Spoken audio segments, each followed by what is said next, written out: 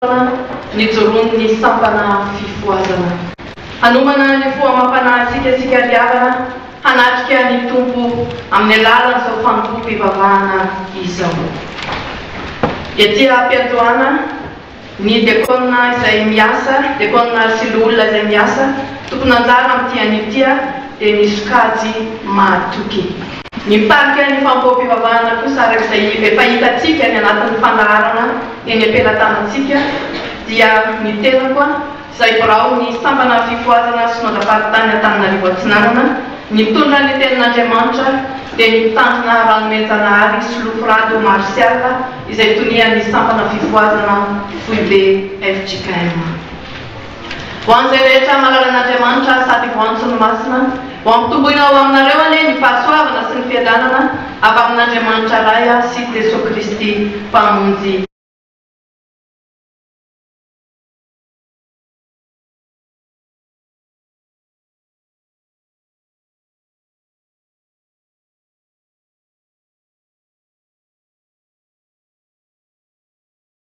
Sy ny fahatelo ary vita ny vavaka fiderana vao mipetraka isika. Dia isika no voninahitra an'Andriamanitra ry havana manao hoe: hanandratanao aho ry Andriamanitra mpanjako, sy hankalaza ny anaranao mandrakizay tory. Hankalazanao isanandro sy hidera ny anaranao mandrakizay tory. Lehibe Jehovah ka tokony hoderaina indrindra ary tsy takatry ny saina pariazana. Nitarana rehetra samy hidera ny asanao amin'izay mandidy azy sy hanambarana ny asanao lehibe. Nilaza ny voninahitry ny fiandriananao sy ny asanao mahagaga no saintsaingy. Ny hery ny asanao mahatahotra no tenen'ny olona ary ny fahalebiazanao no lazay. Hanonona ny fahatsiarovana ny haben'ny fahatsaranao izy sy hihogo ny fahamalinanao. Amen.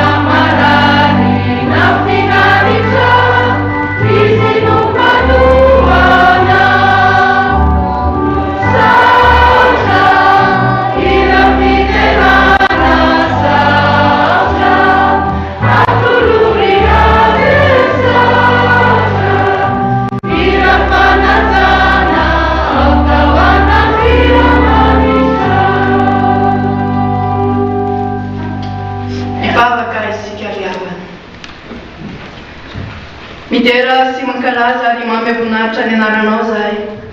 Ry Tompo Andriamanitra rainay tsara indrindra izay ny an-danitro. Mideranao zahay noho ny famotramponao, mideranao zahay noho ny fitiavanao, satria izany fitiavanao izany mbola nahaverinay nanay ka nahatraranay izao alahady fa-13 ny volana marsa izao. Misotranao indrindra izahay satria noho ny fitantananao ny fiainao fiangonana dia nahatratra ny 17 taona nijoroana ny sampana fifoazana. Mankasitraka anao indrindra ny amin'ny fitahiana sy ny fiarovanao ary indrindra ny fampaherezanao ny vahoakanao eto anivon'ny fiangonana afaka miara-ny asa tamin'ny alalan'izany sampana fifoazana izany. Mangataka indrindra ny asan'ny fanainao masina ry izahay ankehitriny Tompo, hamenao anay amin'ny fifaliana, hitombonay amin'ny fahasoavana hatrany ao aminao Jesosy Kristy. Koa mangataka indrindra ny fanatrehanao sy ny fanamasinanao izao fotoana iombonanao izao izahay, fa izany dia ataona indrindra mba ho voninahitry ny anaranao irery ihany. Ny anaran'i Jesosy Kristy zanaka fanay masina ny vavahanay toy izany. Amen. Mipetraka ny fiainana.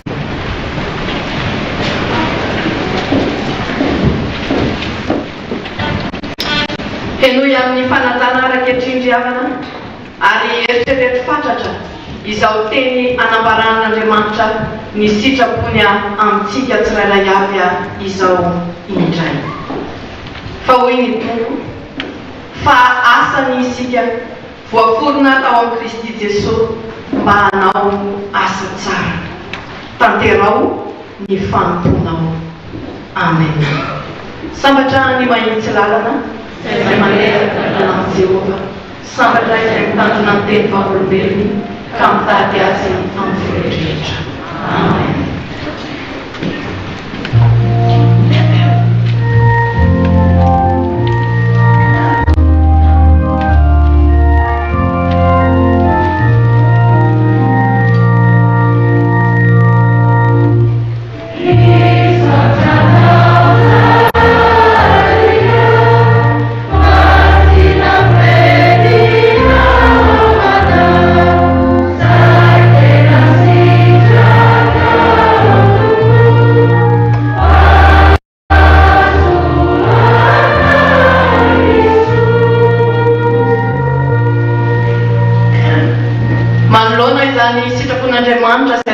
Tamintsika izany riavana amin'ny maha-olombelona atsika dia tsy tamiteraka mandrakariva isika mania sy mandrakariva eo anatrehan'ny Tompo koa ndeharantsika kehitriny hibebaka hiaiky ny tsy fahatanterahantsika eo anatrehan'ny Tompo ary hanaraka izao tonombavaka izao hivavaka isika.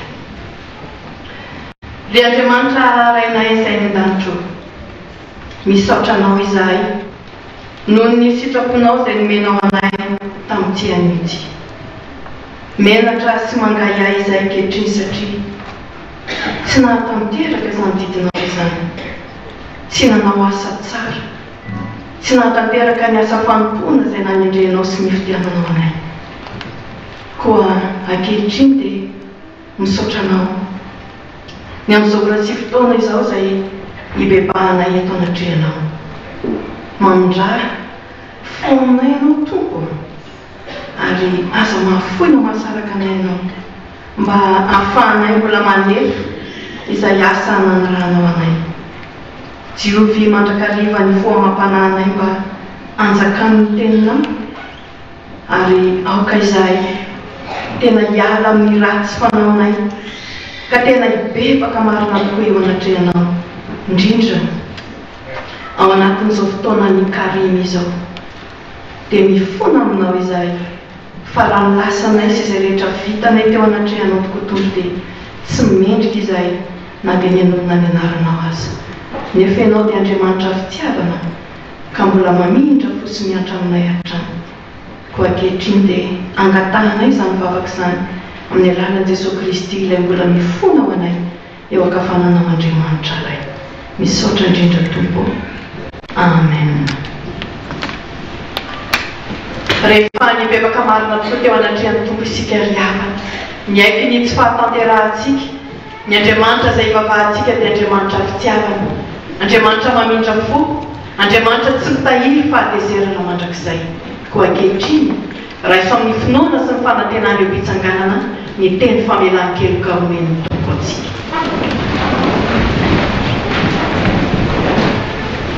Hoy ny Tompo aminao, satria ny manatra ianao.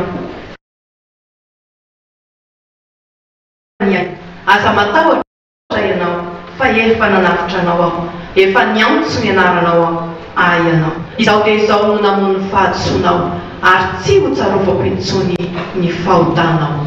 Voavela ny herokao amin'ny anaran'i Jesosy Kristy Tompo, mideran'ny Tompo ankehitriny. Fa sambatra ny olona izay voavela ny herony sy voasarona ny fahotana. Sambatra ny olona izay tsy hainy Jehova heroka ary tsy misy vitaka amin'ny fanahiny. Amen.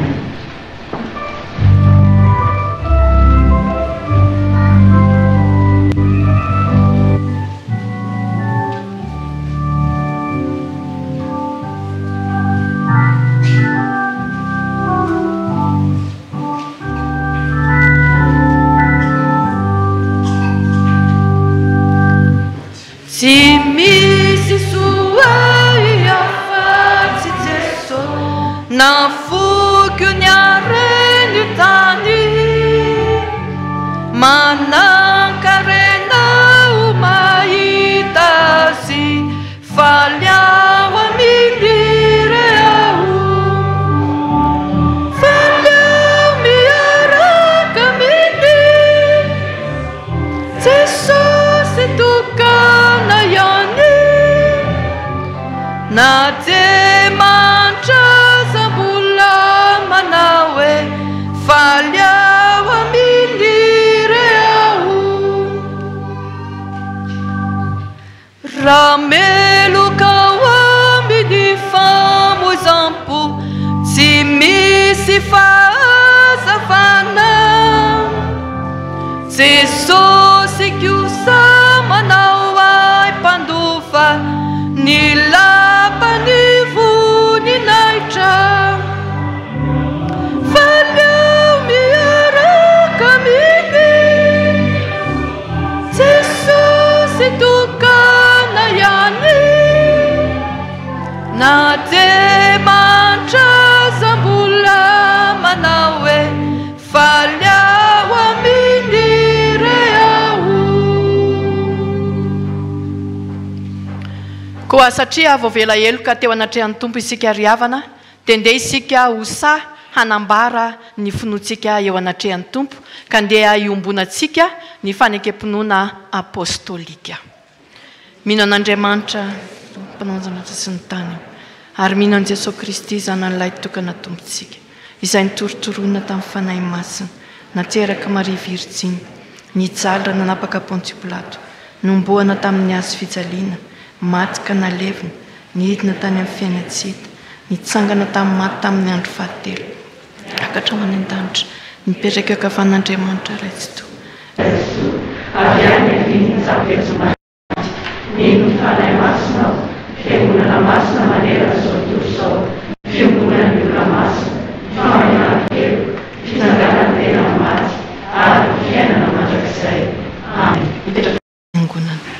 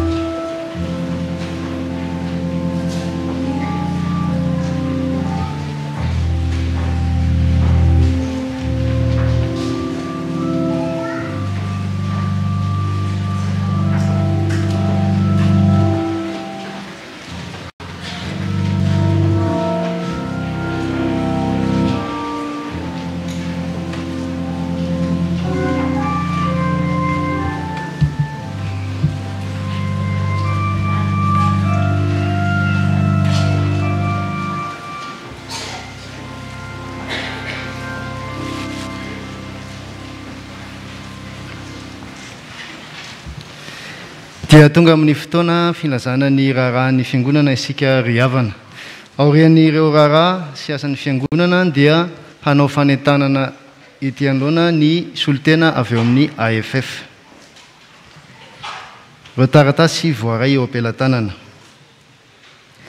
avy amin'ny fiaramientana Dorcas Antananarivo renivohitra sy ny manodidina araka ny sorotrasantsika 2024 dia hizara sakafo ho an'ireo madiniky ny tompo isika ny alarobia fa 9 aprily 2024 hisy fidirana indroa amin'izany ho fandaminana amin'io andro io ny tike zato voalohany dia hiditra amin'ny 7 sasany maraina ary ireo ambiny kosa dia hiditra amin'ny 10 sasany ny toerana tanterahana izany dia ao amin'ny FJKM Ambohijafy fanantenana aza dino ny mitondra ny anjarantsika folo parkety isam-pitandremana.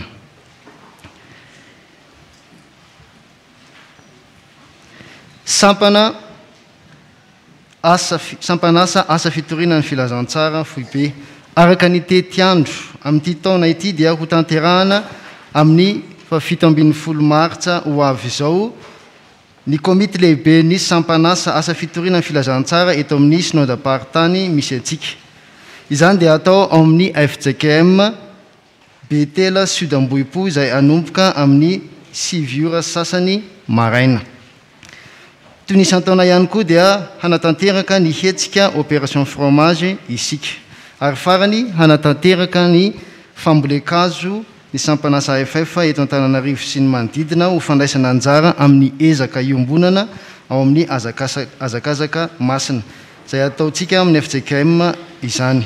Izany dia atao ao amin'ny andranon-drahotra Ankazo be amin'ny sabotsy 20 martsa ho avy izao. Avy amin'ny fitandremana isotry fitiavana sampana fifoazana ampifity. Ny mpitandrina délégué, ny birao sy ny mpikambana ao amin'ny antonkom-pihira fifoazana isotry fitiavana dia faly manasa antsika mpianakavin'ny finoana hanatrika ny fanimpom-pivavahana lehibe ho fisaorana sy fanomezam-boninahitra an'Andriamanitra noho ny 570 taona namoronany Rakotonirina Jean de Dieu filohan'ny sy mpamorikirany ampifity hira ara-pilazantsara. Izany dia atao ny sabotsy 20 marsa ho avy izao manomboka amin'ny 12 oratoandro ao amin'ny FJKM isotry fitiavana. Ny andinindinin' izany dia azontsika atonina ao amin'ny fandrarana. Fikambanana mpiara-mamaky ny Baiboly. Te ampiasanao indray ny Tompo Jesoa dia ianao ilay novidiany lafo tamin'ny rany mba ho iraka hitory ny filazantsara ka hamonjena ireo tsy mahalala. Manomana fanofanana fitoriana filazantsara ny fikambana mpiara-mamaky ny Baiboly. Ka toy izao ny andinindininy. Ny fotoana dia 7 ny 30 ary ny 1 martsa sy ny voalohan'ny volana aprily 2020. Amin'ny 7 ora ny maraina dia amin'ny 7 ora ka hatramin'ny 12 ary ny tolakandro dia amin'ny 2 ka hatramin'ny 4 ora sasany. Ny toerana dia ao amin'ny foiben'ny mpiara-mamaky Baiboly Antaninarenina. Ny sarany 16,000 ariary. Ireo loha-hevitra iofanana amin'izany dia iraka lehibe, lalam-pamonjena, fitoriana filazantsara amin'ny ankizy sy ny tanora, fanomanana etsika fitoriana filazantsara, échelle d'angèle, fomba fitoriana filazantsara ary fampiarana samihafa. Fitandremana akadindambo famonjena, sampana tanora kristianina antoko-pihira vonim-boahirana. Ato anatin'ny fankalazana an'Andriamanitra noho ny 520 taona ny joronay dia manasa antsika andray anjara amin'ny grand tournoi 55 AMV Tsipikanety B 2020 doublety izay ho tanterahana ny sabotsy 20 martsa ao amin'ny terrain frère Androtra Ambohimangakely route Petizaraina manomboka amin'ny 7 ora sasany maraina. Matianina ny mpitsara ary misy ny fanomezana ho an'ireo mpandresy. Ny fandraisana anjara na droit d'engagement dia 30,000 ariary isaky ny groupe na équipe.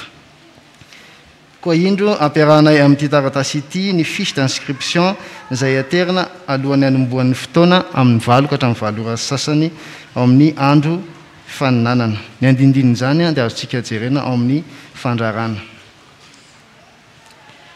Araka ny fanapahan-kevitry ny birao mpiandraikitra foibe dia hisy ny fankalazana sy fisaorana an'Andriamanitra noho ny fitsaharan'Andriamatoa Ranaivoary John Lucien Andrianjafinoro amin'ny asa fanompona.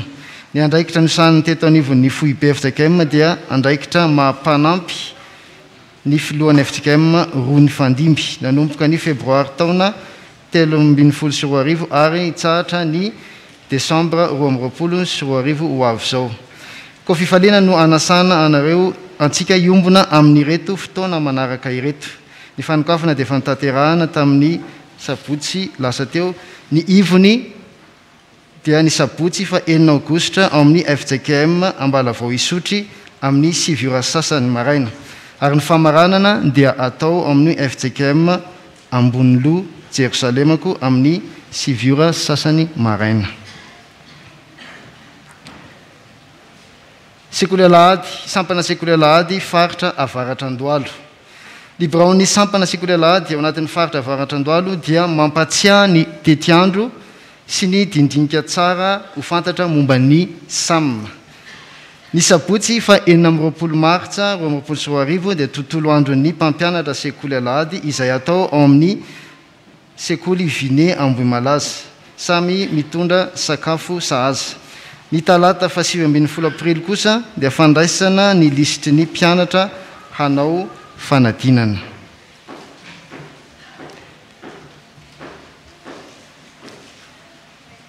Avy amin'ny mpanazava stily eto Madagasikara, faritany Tily Analamanga afovoany. Fifaliana ho anay sampana maitso faritra Ira Analamanga afovoany ny mampahafantatra anareo ny lalao ara-pirahalaina faritra ka mandefa ity taratasy ity ho fiomanana sady amin'izany. Toy izao ary ny andinindininy, ny fotoana dia 20 martsa 2024 avy zao amin'ny 7 ora sasany maraina ao amin'ny zaridaina Antaninarenina. Ny fandraisana anjara dia 5,000 ariary isan-tsokajy. Ny zavatra hoentina dia baiboly sy firana, sakafo atoandro 500 ariary isan'olona, fidirana ao Tsimbazaza. Fanamarihana vitsivitsy izay ampitaina, mila ara-dalàna ny fivondronana sy beazina tsirairay avy. Salama tsara, ajaina ny geste barrière, mitondra rano sy savony na gel main. Mila manana boîte à pharmacie isan-tsokajy.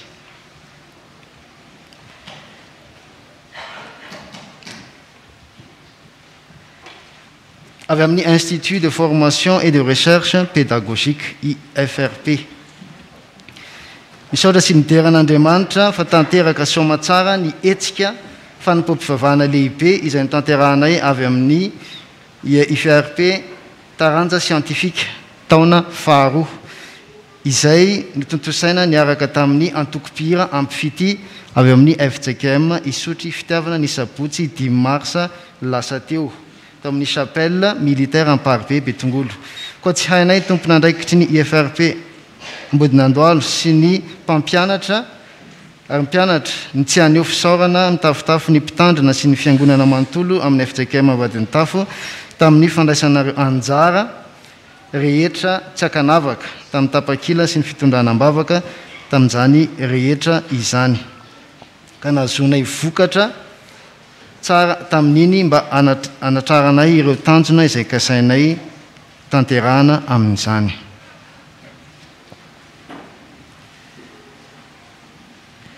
Ny taratasy voaray eto an-toerana. Avy amin'ny voameran'ny fanisana. Mampatsiahy ny voameran'ny fanisana fa mitohy isaky ny alady voalohany sy fahatelo ny fikarakarana, ny fanavaozana, ny karatry ny mpandray. Manasa antsika mpandray araka izany hitondra sary tapaka roa sy ilay karatra mavokely hanatanterahana izany. Ho antsika izay mila fanazavana fanampiny dia asaina hanantona ny voamera ao tokotany atsinanana isaky ny alady fandraisana. Avy amin'ny vondrona volana sikitana. Misaotra an'Andriamanitra noho ny fatanteran'ny vokatra tamin'ny alady fa 9 martsa lasa teo. Misaotra ny ray aman-dreny mpitandrina, ny biraon'ny fiangonana sy ny kristianina rehetra. Voninahitra ho an'Andriamanitra irery ihany. SLK.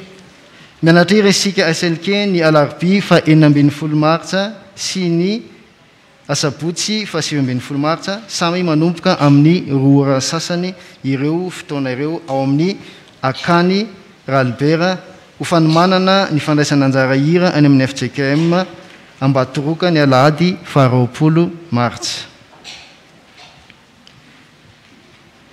Komity Jobily fa 20 taona. Antsoina ny mpikambana rehetra amin'ny komity mba hanatanteraka fivoriana anio aorin'izao fanompoam-pivavahana izao. Avy amin'ny Dorcas antsoina ny mpikambana ao amin'ny birao fa hanatanteraka fivoriana ny talata 15 martsa 2024 amin'ny 7 ora ao amin'ny Akany Ralbert Daniel. Avy amin'ny AFF Ambavahady Mitafy asaina isika mpianakavy ny finoana rehetra tsy ankanavaka ho tonga hanatrika ny androm-bavaka izay ho tanterahana sy ho tontosaina miaraka amin'ny AFF ao amin'ny Akany Ralbert ny sabotsy fa 17 martsa amin'ny 7 ora ka hatramin'ny 3 ora. Androm-bavaka hiomanantsika mialoha sy milohany anatrehana sy anatanterahana ireo asa sy fandaharana asa taona 2024. Avy amin'ny STA ho fanomanana ny Christmas party izay hatao eto amin'ny mpiangonana ny alahady 20 martsa dia hisy répétition isika ny alarobia 14 martsa amin'ny 2 ora sasany ao amin'ny Akany. Avy amin'ny Taniketsa ilazana isika ray aman-dreny sy ny mpikambana fa hanatanteraka ny fivorim-be na ny AG isika ny alahady 17 martsa ao amin'ny Akany Ralbert aoren'ny fanompom-pivavahana no hanatanterantsika izany koa mifampilaza.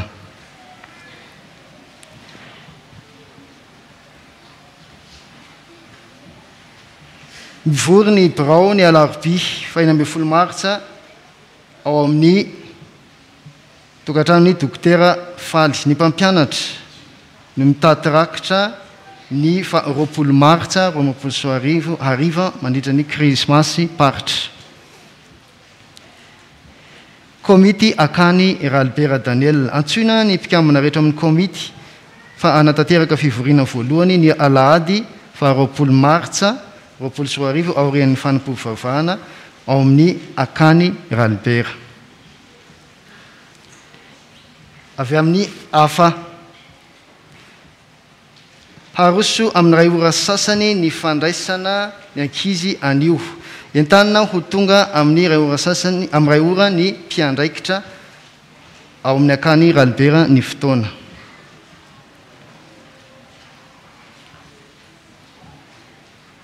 Mpanazava eto Madagasikara izay mpiandraikitra mpanazava eto amin'ny Sampaty fivondronana 17 eto amin'ny F-jaikema Vadiny Tafo dia hanatrika ny lasy fiofanana mpiandraikitra eo anivon'ny faritany Analamanga afovoany ny 17 sy 20 martsa sy ny 17 martsa 2024 avy zao eny amin'ny lycée Nanisana. Koa manentana antsika mpianakavy ny finoana mba hitondram-bavaka izany lasy izany. Avy amin'ny Miasafia ny fivorim-be ny Miasafia dia ho tanterahana ao amin'ny Akany Ralbert ny alahady 20 marsa amin'ny 2 ora sy sasany.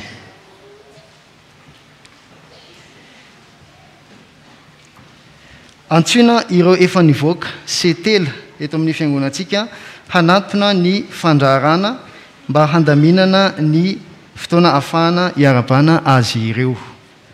Makasika ny katekomena amin'ny herin'ny anio no hanolorantsika ireo zanantsika ao amin'ny katekomena ny baiboly amin'ny ireo katekomena izay andihany 20 sy 20.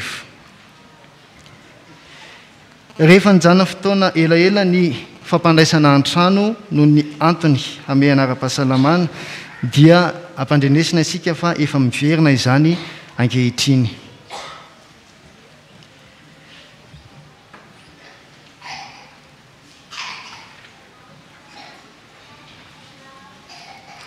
Filazana manjoho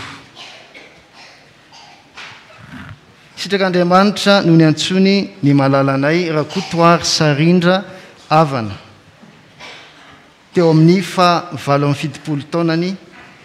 Ny mampandray antsika dia ny vadiny, ny zanany ao anatin'izany Razafy Mahery Luka sy Faneva ny zafikeliny, iraita-po aminy iraita-po amin'ny vadiny ny fianakaviana manontolo. Ny nofiny dia efa voapetraka any amin'ny fahasandrazany eny be masoandro Ambatolampy Gara tamin'ny 2 Martsa 2024. Rehefa avy nanomezam-boninahitra an'Andriamanitra tao amin'ny FJKM Tranovato Ambatonakanga. Ny famangina ny avantsika dia efa no tanterahan'ny fiangonana. Koa manao izao taratasy fisaorana izao ny fianakaviana.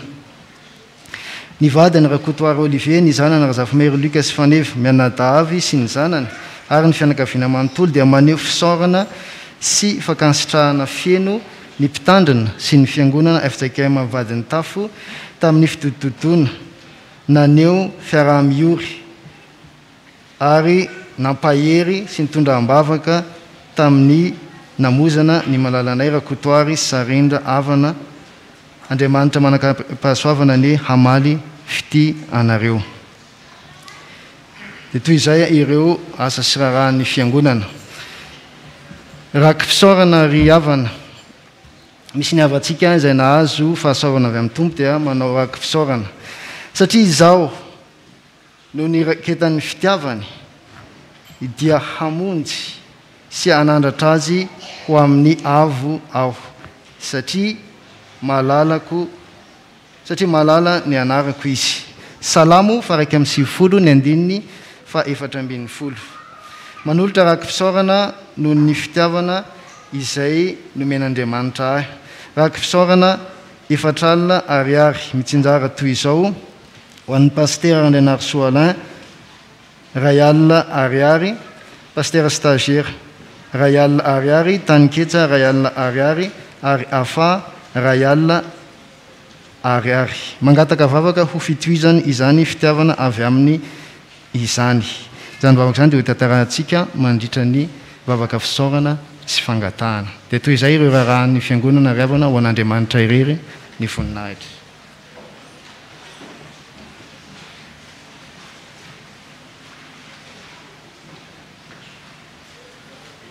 Ry havana malalo amin'ny tompo fifaliana ao antsika amin'izao fankalazana ny 70 taona ny safifa eto amin'ny FJKM vadiny Tafo izao. Ny mandray mpanompon'Andriamanitra Razafy Also Voahirana izay nitarika ny fotoana izay biraon'ny fifoazana ao amin'ny synodam-paritany fahatsinanana synodam-paritany 12 dia faly miarabanao izay tompoko amin'ny fahatongavanao eto amin'ny fiangonana ankehitriny ary dia fifalianao anay ny mandray anao amin'izao fotoana izao ary isaoranay ny tompo manana olona izay afaka hanatanteraka ny asany ao anatin'izany biraon'ny fifoazana amin'ny synodam-paritany zany ka dia isaoranay indrindra fanetretena sy mifanekenao nanaika amin'ity fitarihana ny fotoana androany fankalazana n'Andriamanitra amin'izao 70 taona fifoazana eto amin'ny fiangonana izao. Sora tompoka. Dia toraka izany ihany koa ny ray aman-dreny mpitandrina Ranomenjanary Solofo Rado Marsial izay tonian'ny safifa Foibe FJKM. Dia faly miarabanao zay pasteur amin'ny fahatongavanao eto amin'ny fiangonana FJKM vadiny Tafo ary hitondra ny tenin'Andriamanitra amin'ity fotoana androany ity voninahitra lehibe ho an'ny fiangonana ny zany fahatongavanao ary mahatoky izay fa tenin'Andriamanitra izay hoentinao amin'izao 70 taona ny safifa eto amin'ny FJKM vadiny Tafo izao dia tenin'Andriamanitra izay hoentina hampahery sy entina hanohizana ny asa amin'ity fotoana rehetra androany ity. Dia izy moa zany no hitondra ny tenin'Andriamanitra amin'ity fotoana androany ity ka dia isaorana indrindra ny tompo dia misaotra indrindra pasteur.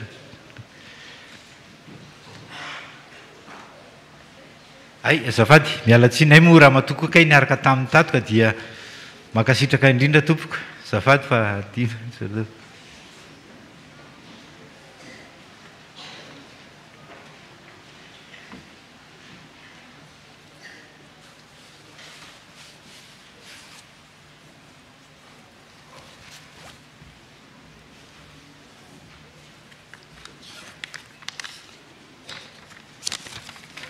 Ny volonté tompo dia miarahaba manokana ny safifa amin'izao fahatraranareo ny 70 taona izao. Andriamanitra hanafihery anareo amin'ny asa fampandrosoana ny fanjakany na eto amin'ny fitandremana na eo amin'ny toerana izay ny antsony anareo tsirairay avy.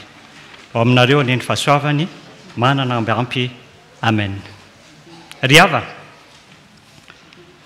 anomboka ny taom-piasana 2024 ny AFF na ny asa fitondrana filazantsara eto Ambavady Mitafo. Raha miresaka AFF dia tsaro fa ny fiangonana sy ny sampana velona ao aminy sy ny mpino rehetra no voafahatra ao anatin'izany. Somary tara ihany ny fanomboana noho ny toejava misy teto amin'ny firenena ny rivodozana ny tondradrano ny sesy zany. Maromaro ny fandaharana asantsika amin'ity taona ity, fa ny misongadina indrindra dia zavatra roa: ny fanaovana tafika masina anatiny sy fametrahana ireo rafitra fitaizam-panahy roa dia ny maraim-bavao sy ny vondrom-bavaka isa-pahatra. Tsy adiny koa nefa fa natanteraka tafika masina tselatra itsika any mandraka Betela FJKM amin'ity taona ity. Samy hafa ny tafika masina iombonana izay niarahany fiangonana rehetra tamin'ny taona, fa amin'ity dia tafika masina tselatra no ataontsika. Hitantsika amin'izany fa aoriana kely dia hisy andro iray atokany AFF anaovana tatitra feno eo anatrehan'ny fiangonana ny asa vita nanomboka ny taona 2024 ka hatramin'ny 2025 taona lasa teo iny. Ary amelabelarana misy kokoa ireo fandaharana asa efa voafahatra ho amin'ny ity taona 2024 ity izao.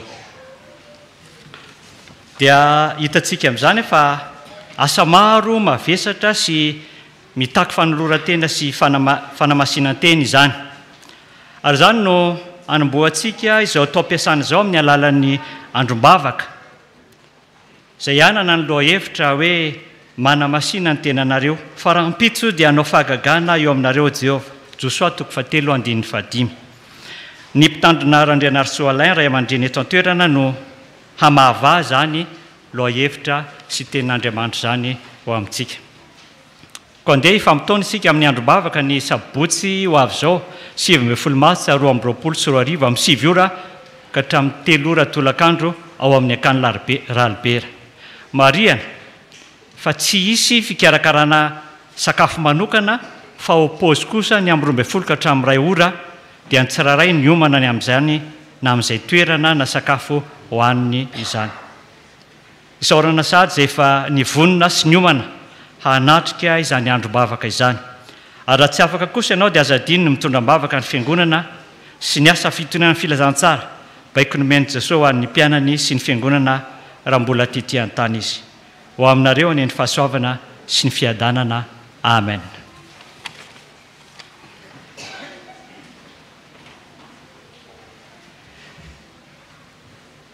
Mbola misy ireo taratasy izay voaray eto am-pelantanana. Filazana fanorena tokantrano. Ramatoa Noromboangy Merline, Ramatoa Zanamasy Françoise, Andriamatoa Rakotoarimanana Mamitiana Mivady, Ramatoa Miakatsoavina Aimé Eliane, Andriamatoa Rakotoniaina Iva Patrika Mivady, dia faly manasantsika hiara iombom-bavaka amin'ny fanamasinana ny fanambadian'ny zafiny ny zanany Rakotoarimanana Miary sy Rakotoniaina Mampionina Pakela, izay atao ao amin'ny FJKM Ziona Fanantenana Ambatobe ny sabotsy fa 9 Martsa 2024 amin'ny 10 ora sasany maraina. Dia mbola hisy ny fanentanana ara-pahasalamana.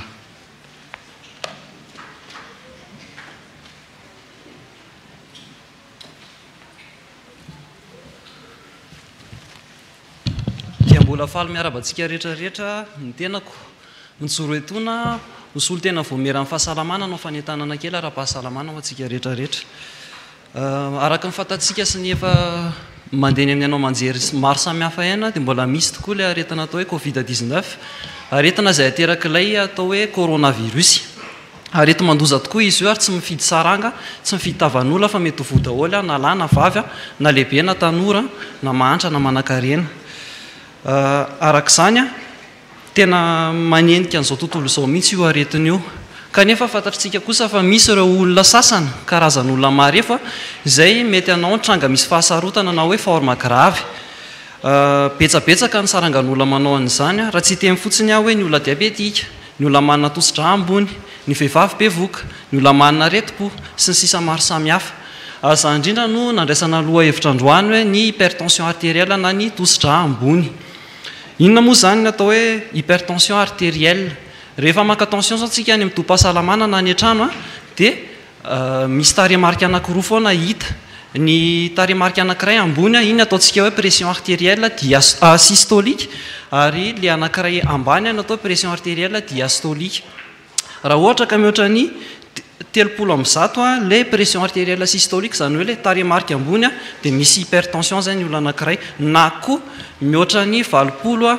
millimètre de mercure lay pression artérielle diastolique dia misy hypertension ny olona anankiray araka ny fandinihan'ny zareo manampaizana tany ivelany dia 2 ny olona mihoatra ny 5 taona dia misy hypertension artérielle avokoa zany hoe tena betsaka dia betsaka tokoa zany olona misy hypertension eto ambony tany ahoana nefa ny fomba fakana zany tension artérielle zany izy io tsy afaka lalaina fotsiny fa misy fepetra maromaro tokony arahana mba atomombana tsara ny fakana le tension voalohany indrindra aloha ny olona laina tension tsy tokony matory fa tokony mipetraka izy zany hoe mitehana tany ny tongony lamosina mahitsy tsara ary miankina amin'ny seza rehefa maka le tension dia tsy asiana lamba manembatsembana na manelanelana le hoditra sy le brasara ary farany olona tsy tokony avy nanao effort physique na hoe nietsiketsika zany fa mipetraka tsara ny 5 minitra ary tsy ny sakafo sy ny fokasigara atao anatin'izay 5 minitra zay ireo zany no fipetra tokony arahana araka tension artérielle isika misy karazany anankiroa nefa io fiakaran-tositra io misy ny atao hoe hypertension artérielle primitive zany hoe tsy fantatra mazava hoe inona ny antony nampiakatra le tension ny olona anankiray fa dia misy tension fotsiny izy dia misy koa ny atao hoe hypertension artérielle secondaire izy io indray dia fantatra mazava zany hoe hita sotra le aretina mahatonga le tension le olona niakatra inavy ny vokadratsy mety ateraka zany fiakaran-tositra zany raha tsy voara-maso sy voatsabo ilay izy mety ho tonga amin'ny atao hoe infarctus du myocarde na arrêt cardiaque amin'ny fahafantarantsika anazy mety ho tonga amin'ny insuffisance rénale mety ho tonga amin'ny AVC eny fa mety ho tonga hatramin'ny fahafatesana mihitsy raha tsy voara-maso ara-dalàna noho izany inona ary no fanaraha-maso sy fitsaboana tokony atao any olona anankiray misy hypertension artérielle karazana anankiroa no resahako aminareo androany ny voalohany indrindra dia mesure hygiéno-diététique zany hoe fitaizana ara-piaina zany amin'ny fomba fiaina sy fitaizana amin'ny sakafo dia manaraka izay resaka kely ny amin'ny fanafody eo amin'ilay fitaizana amin'ny fomba fiaina sy ny sakafo betsaka izy ireo efa lazaina ombenimbieny ny hainao manjery na amin'ny dokotera koa mampafantatra antsika rehetrarehetra ny amin'izany raha tsy ilaza fotsiny ny fanaovana exercice physique matetika zany hoe manao fampiasam-batana le fampiasam-batana koa nefa mba atao arakaraka ny taona sy arakaraka ny tanjaka fa tsy hoe bebe na dadabe ampanaovana marathon akory dia eo amin'le resaka sakafo indray rehefa misakafo dia sakafo ara-pahasalamana no hohanina sakafo misy voankazo maro loko misy legioma maro loko misotro rano tsara ary ahena ny sira fa tsy hoe metsy amin'ny randria dia hividy mofo sy paty zany zavatra zany sady tsisy hery azo amin'le izy mihitsy tsisy otrikaina azo aminazy mihitsy ny hoan'olona izay mifoka sigara sy misotro toaka moa dia tsara raha janona ireo satria ireo ny facteur de risque voalohany indrindra mampisy ny hypertension amin'ny olona anankiray ny fanafody tsy resaka lavabe amin'ilay izy satria natokana indrindra ho an'ny mpitsabo ho an'ny dokotera zany ireo ihany afaka miprescrire zany hoe manome amin'ny fanafody mifandraika amin'ny tension anao satria maro karazana izy ireo ny mpitsabo ihany no manana fahefana manoratra sy manome ary ny mpitsabo ihany koa manana fahefana manajanona le fanafody raha ohatra zany ka hoe misy olona anankiray manana tension ambony tsy hoe milamina le tension rehefa maka any an-trano izy dia ajanony irery ihany le fanafody fa ny mpitsabo ihany afaka manajanona anazy izay ny anton'le hoe tokony contrôlena foana tokony misy dokotera manaraka zany olona anankiray izay manana tension raha nytany atsika ato zao hoe izy avy no misy hypertension artérielle mety maro be ny anangatanana raha nytandray anefa avy eo hoe izavy a no manaraka ireo fepetra sy fitazana tokony arahana ny amin'ny fitazanan'izany tension zany a mety mimiena le isy izavy reo mihina fanafody ara-dalàna ny amin'izany a mety mbola vo maiky miena le isy ny tension artérielle hypertension artérielle dia aretana anankiray a azo tsaboana azo arahana maso tsara ka tsy aloantsika ave misoroka toy izay mitsabo dia zay zany masaka azo natolotra ho antsika rehetrarehetra ny amin'ny androany a dia mirarosoa antsika ho samy lavitra ny aretana avokoa man'andriamanitra rery voninahitra.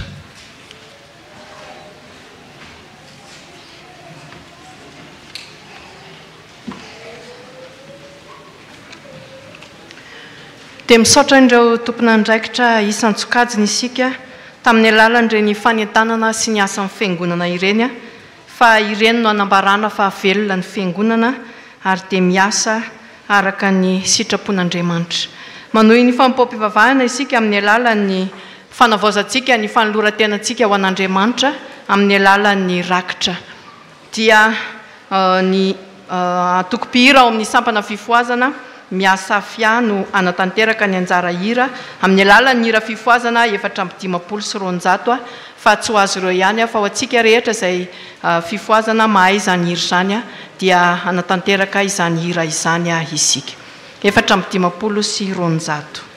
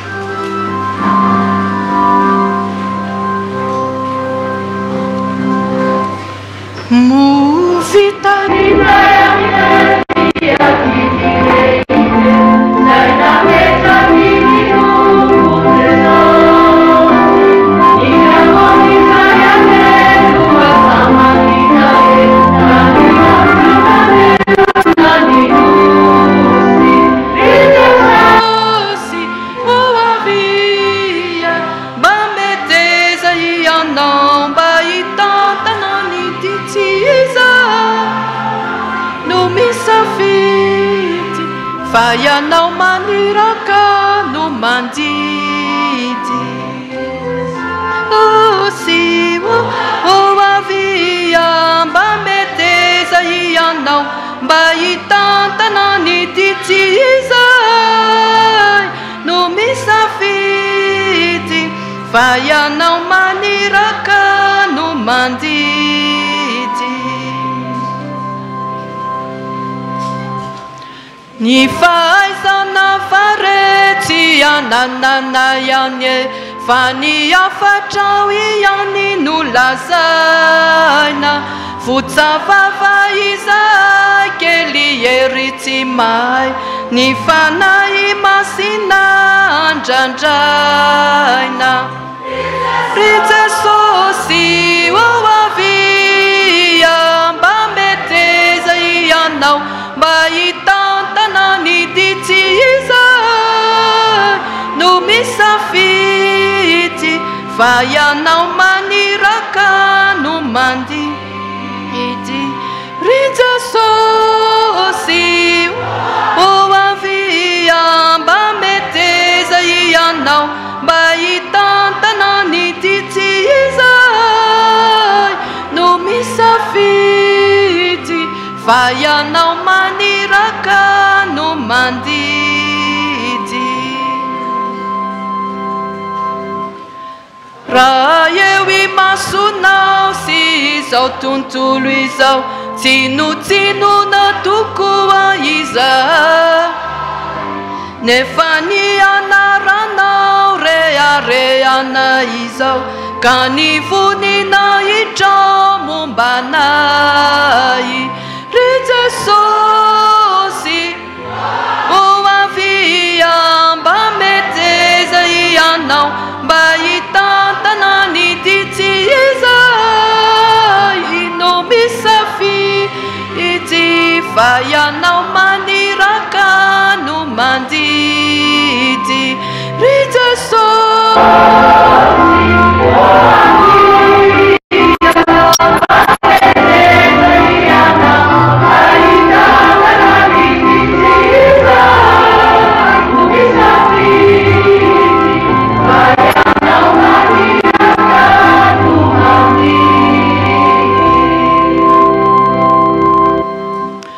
am-pitsanganana no anatanterantsika ny larana fahafolo ao amin'ny firana fifoazana ka ny andininy fahadimy anolorantsika izao rakitra izao.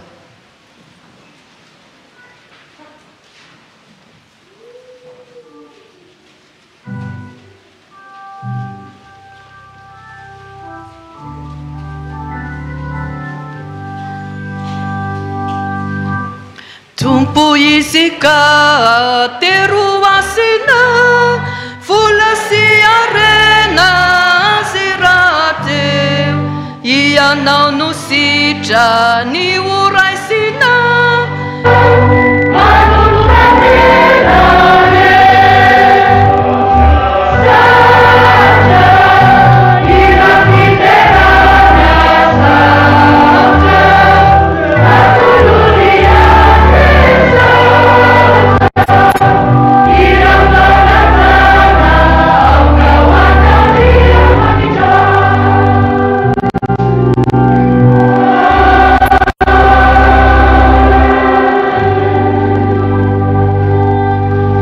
fiangonana.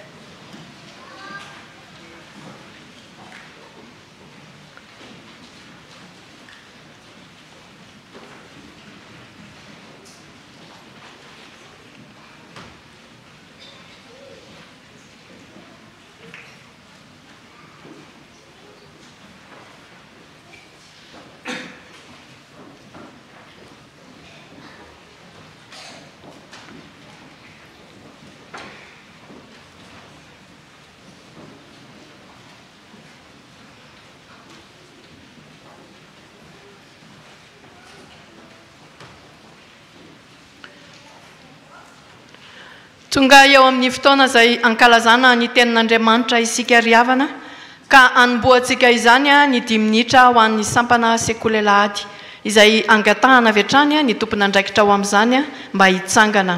Vita ny 10 minitra ho an'ny sampana sekoly alahady dia tanterahantsika ny laharan-kira ao amin'ny firana fifoazana ihany fa 70 ny andiny voalohany dia hitsangana hisesy ihany koa ireo tompona anjara ho amin'ny vavaka sy ny vakiteny. Rehefa vita ny vavaka sy ny vakiteny dia ataontsika eo am-pitsanganana ny laharan-kira fifoazana fa 70 ihany ny andininy fahatelo hitsanantsika ny tenin'Andriamanitra. Ndao ary sika riavana anatanteraka ny 10 minitra ho an'ny sampana sekoly alahady.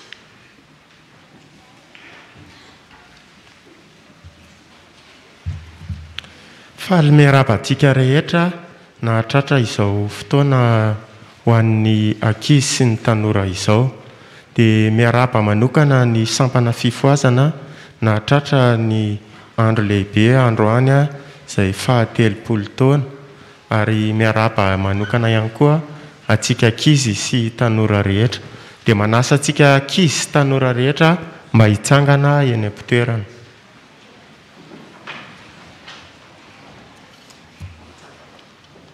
Sokafantsika ny baibolitsika rahankizy ao amin'ny ohabolana toko 7 andininy fahenina dia ny tapany voalohany ihany.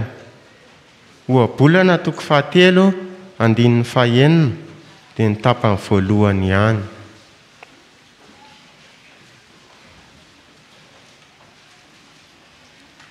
Iaraka vavaka tsika rahankizy. Andriamanitra, saotranao izay satria omenao fotoana indray andrenesana sy ianarana ny teninao. Terizo aty anatinay izany teninao izany mba hitombo, mba hivelomanay ihany koa araka ny teninao. Amin'ny anaran'i Jesosy. Amen. Tantara kely anankiray aminareo rahankizy tantarana zazalahy kely iray. Jerôma ny anaran'ity zazalahy kely anankiray ity ary tena tiany rainy izy. Ary izy koa dia natokony rainy. Rehefa tsy mianatra Jerôma dia fanaon'ny rainy no mitondra anazy mitsangatsangana tao amin'ny zaridaina piblika anankiray. Ary tao amin'io zaridaina piblika anankiray io dia misy tamboho avoavo izay. Ary fanaon'i Jerôma no miakatra eo amin'io tamboho io.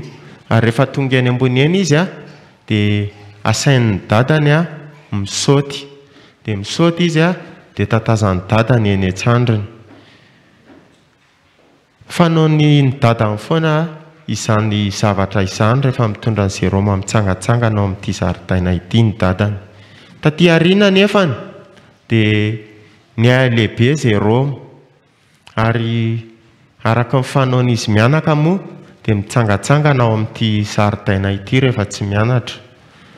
Rehefa nitombo taona sy nitombo vatana ary Jerôma dia niakatra teo amin'io tamboho fiakaran'io ihany, ary rehefa tafiakatra ambony izy dia nataon'ny dadany ny saoty, tsy niety intsony nefa izy, ary nieritseritra izy tao am-pony hoe raha tsy voatatiny dada dia enjera ary aratra, ary lasa natahotra Jerôma tamin'izay. Dia tsy nanaiky intsony izay nitenenin'ny dadany. Itsika koa raha ankizy hatramin'ny fahazazantsika dia matetika tsika mianatra sekoly alahady, mianatra ny tenin'Andriamanitra, ary ampianariny tsika atoky an'Andriamanitra. Rehefa mandalo ny fahatanorana nefa tsika dia mandalo olana maro samihafa, dia tsy manaiky intsony izay tenenin'Andriamanitra amintsika, fa mety izay zavatra eritreretintsika no tanterahantsika. Izany nefa dia tsy tian'Andriamanitra, fa tian'Andriamanitra tsika mba anaraka an'izay lazainy foana, akatohana azy. Izao voalaza ny tenin'Andriamanitra ao amin'ny ohabolana 7:9, maneke azy amin'ny alehanao rehetra. Andao ary averintsika raha ankizy io tenin'Andriamanitra ao amin'ny ohabolana 7:9 tapany voaloha io, ao aorianany 3, isa 2:3. Maneke azy amin'ny alehanao rehetra. Ohabolana 7:9. Averintsika miaraka amin'ilay adresin'ilay tenin'Andriamanitra, isa 2:3. 7:9. An'ny ankizy vavy rehetra hoe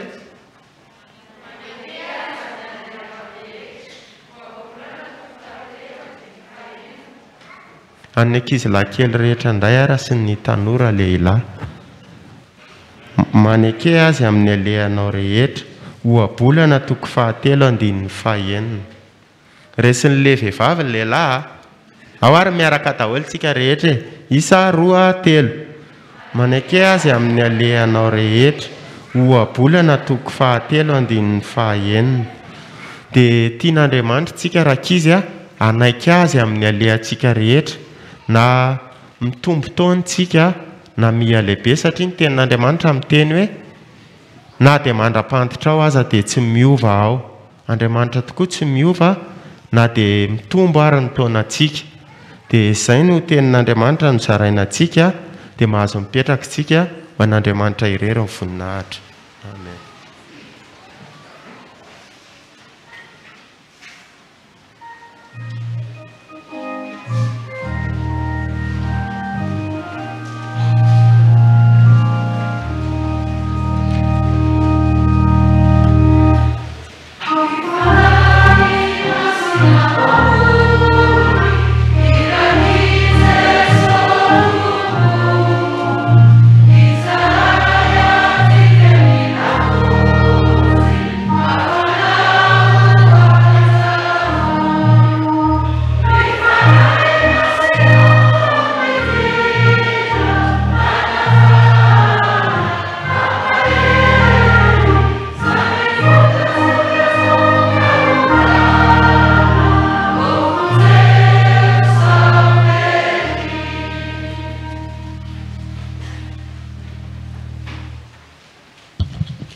Hivavaka isika tompoko. Andriamanitra rainay amin'ny alalan'i Jesosy Tompo sy mpamonjy anay. Misaotra anao indray izahay no ity fotoana ity, ahafahanay mamaky sy miaino ny hafatra avy amin'ny teninao indray. Jesosy Tomponay feno ny fanahinao masina ireo izay rehetra hamaky ny teninao, ary izay tondra ny teninao koa dia ny fanahinao masina anie no hitaridalana azy mba ho voapita tsara ty aminay izay hafatra tianao ambara ankehitriny. Ny fonay tsirairay avokoa Jesosy dia sokafanay mba hidiranao ary nyfanainao masina no angatahanay ameny izany mba hiainanay ny teny izay voalazanao mba hahatonga anay ho mpiainy mpakatoa fa tsy ho mpiainy mpanadino amin'ny anaranao Jesosy Tompo sy mpamonjy anay no anaovanay izany vavaka izany amen.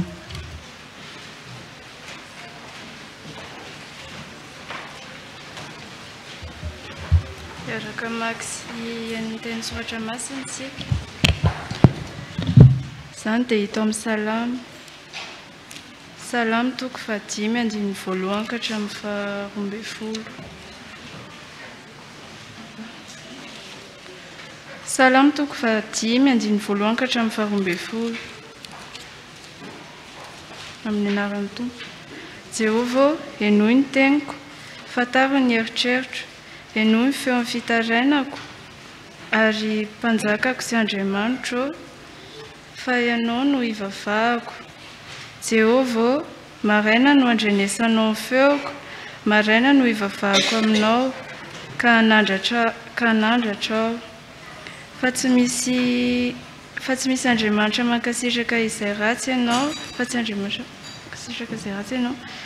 Tsy toetra aminao ny ratsy, tsy azo mijano eo masonao ny mpirehare, alanao mpanao ratsy rehetra, ary inganao mpiteny lainga, ny olona mpandatsa-dratsy mpamitaka, dia ataony Jehovah ho zava-be taveta.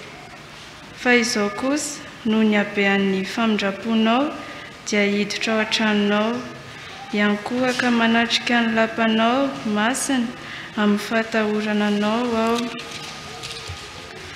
Jehovah, tario amin'ny fahamarinanao aho, noho ny amin'ny fampitahory ahy, ataovy marina eo ny loko ny lalanao, fa tsy misy azo itokiny ny aloky ny vavany, ny ao anatiny dia tena faharatsiany, fa sana misokatra ny tendany, mandambolambo ny lelany izy.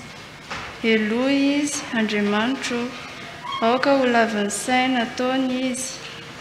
Roay izy noho ny habean'ny fahotany, satria efa niodana taminao, dia hifaly izay rehetra mialoka aminao, hioby mandrakariva izy, ka miarova azy ianao, ka dia ho ravoravo aminao izay tiany anaranao.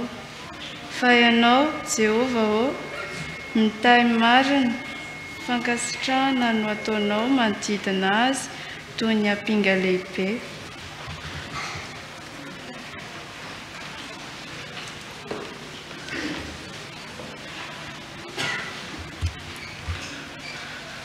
Filazantsara no soratany Jaona toko 7 andininy 17 ka hatramin'ny 19. Jaona toko 7 andininy 17 ka hatramin'ny 19. Fa Andriamanitra tsy naneraka ny zanaka ho amin'izao tontolo izao, hanamelika izao tontolo izao, fa mba hamonjeny izao tontolo izao. Izay mino azy dia tsy ho elony, fa izay tsy mino kosa dia efa voaelo karaha teo, satria tsy nino ny anaran'ny zanaka latokan'Andriamanitra izy. Ary izao ny fanamelohany fa tonga n'izao tontolo izao mazava, nefa aleon'ny olona maizina toy izay mazava, satria ratsy ny asany. Fa izay rehetra manao ratsy dia mankahala mazava, sady tsy manantona mazava, fa andreo hita miharihary ny asany. Fa izay manao marina kosa dia manantona mazava, mba haseho ny asany fa ataon'Andriamanitra izany.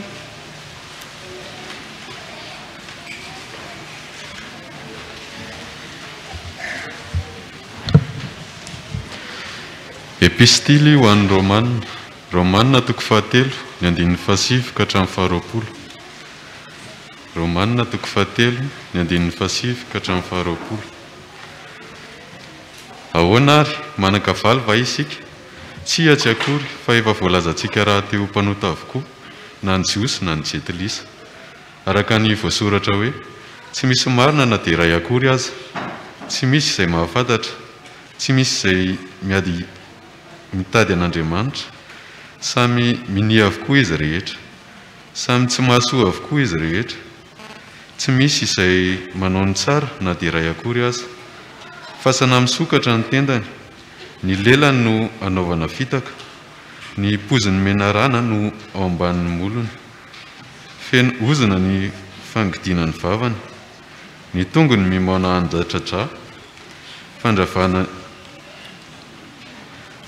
sy fandringanana no eo amin'ny alehany ary ny lalan'ny fiadanana dia tsy fantany tsy misy fahatorana an'Andriamanitra eo anoloan'ny masina ary fantatsika fa izay zavatra lazain'ny lalàna dia lazainy amin'ny mahalalàna mba ho voatapina avokoa ny zavatra rehetra ny vava rehetra ka hiara-ny fitsaran'Andriamanitra izao tontolo izao satria tsy misy nofo ho hamarinina amin'ny asan'ny lalàna eo anatrehany fa ny lalàna no ahazoana fahalalàna marina amin'ny ota ray masina manamasinana amin'ny fahamarinana ete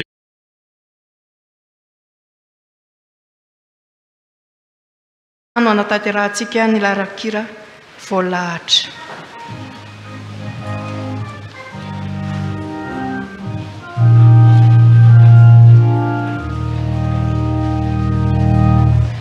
Oriafo masini Jesosy zahiriny firenena iasanao koa retindosy zay andray ny famonjenary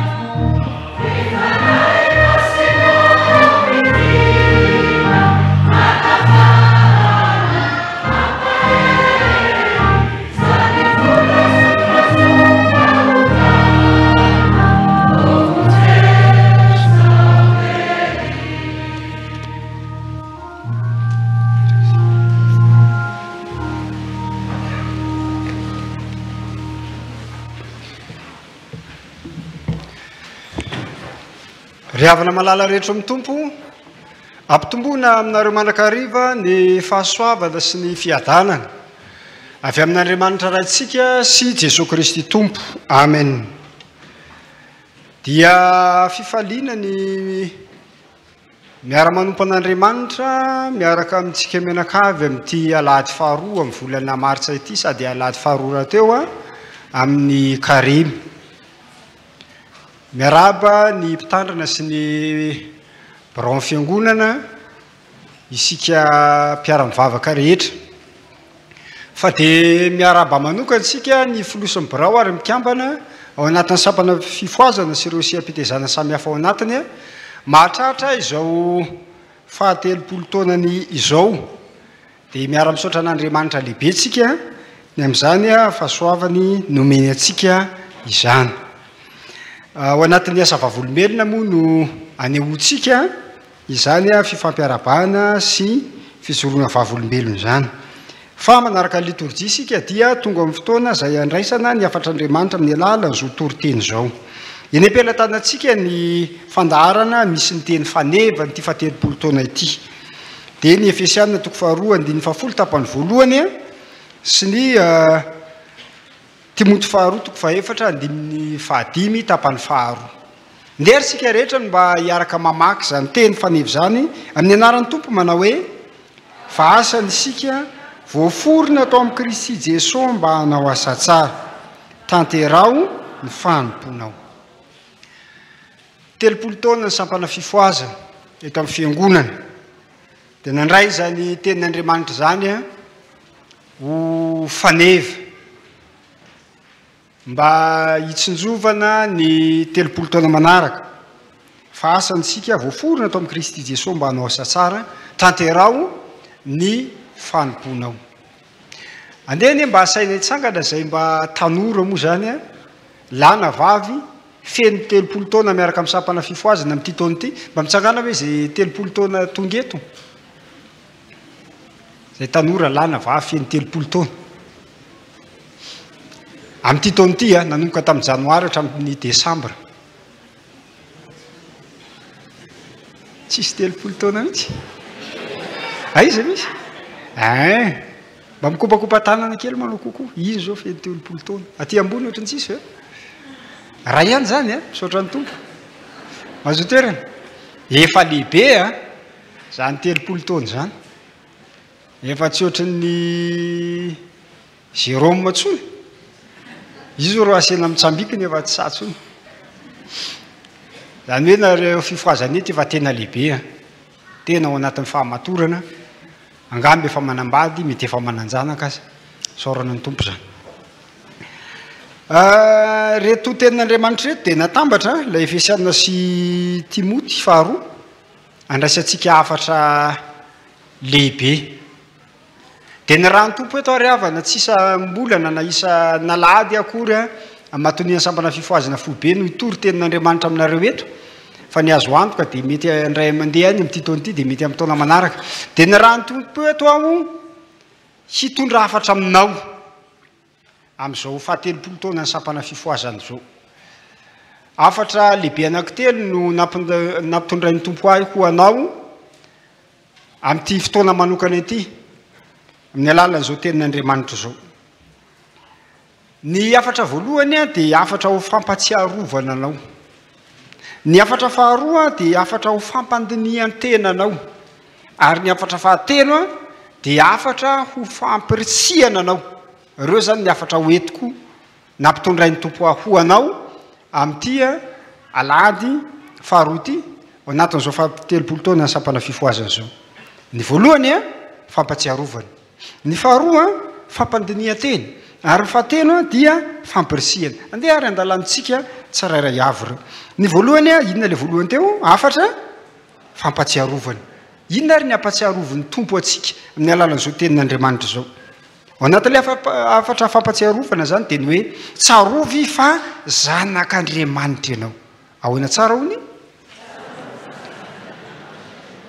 tsarovy fa zanak'Andriamanitra ianao hoy izy eo amin'ilay tapany voalohany amin'ilay Efesiana zany hoe fa asany isika fa asany isika raha ny Efesiana toko faharoa andininy fahafolo a dia tsy afa-misaraka amin'ilay andininy fahavalo sy ny andininy fahasivy akory andeha dia raha tsika mijery kely vetivety ireo andiny soratra masin'ireo Efesiana toko faharoa andininy fahavalo fahasivy ary andininy fahafolo arao ary a fa hovakina amin'ny anaran'i Jesosy fa fahasoavana no namonjenanareo amin'ny finoana ary tsy avy aminareo zany fa fanomezana avy amin'Andriamanitra tsy avy amin'ny asa vandrao isy rehare fa asantsika voaforona tao amin'ny Kristy Jesosy mba hanao asa tsara zay namboarin'Andriamanitra raha teo mba andehanantsika eo aminy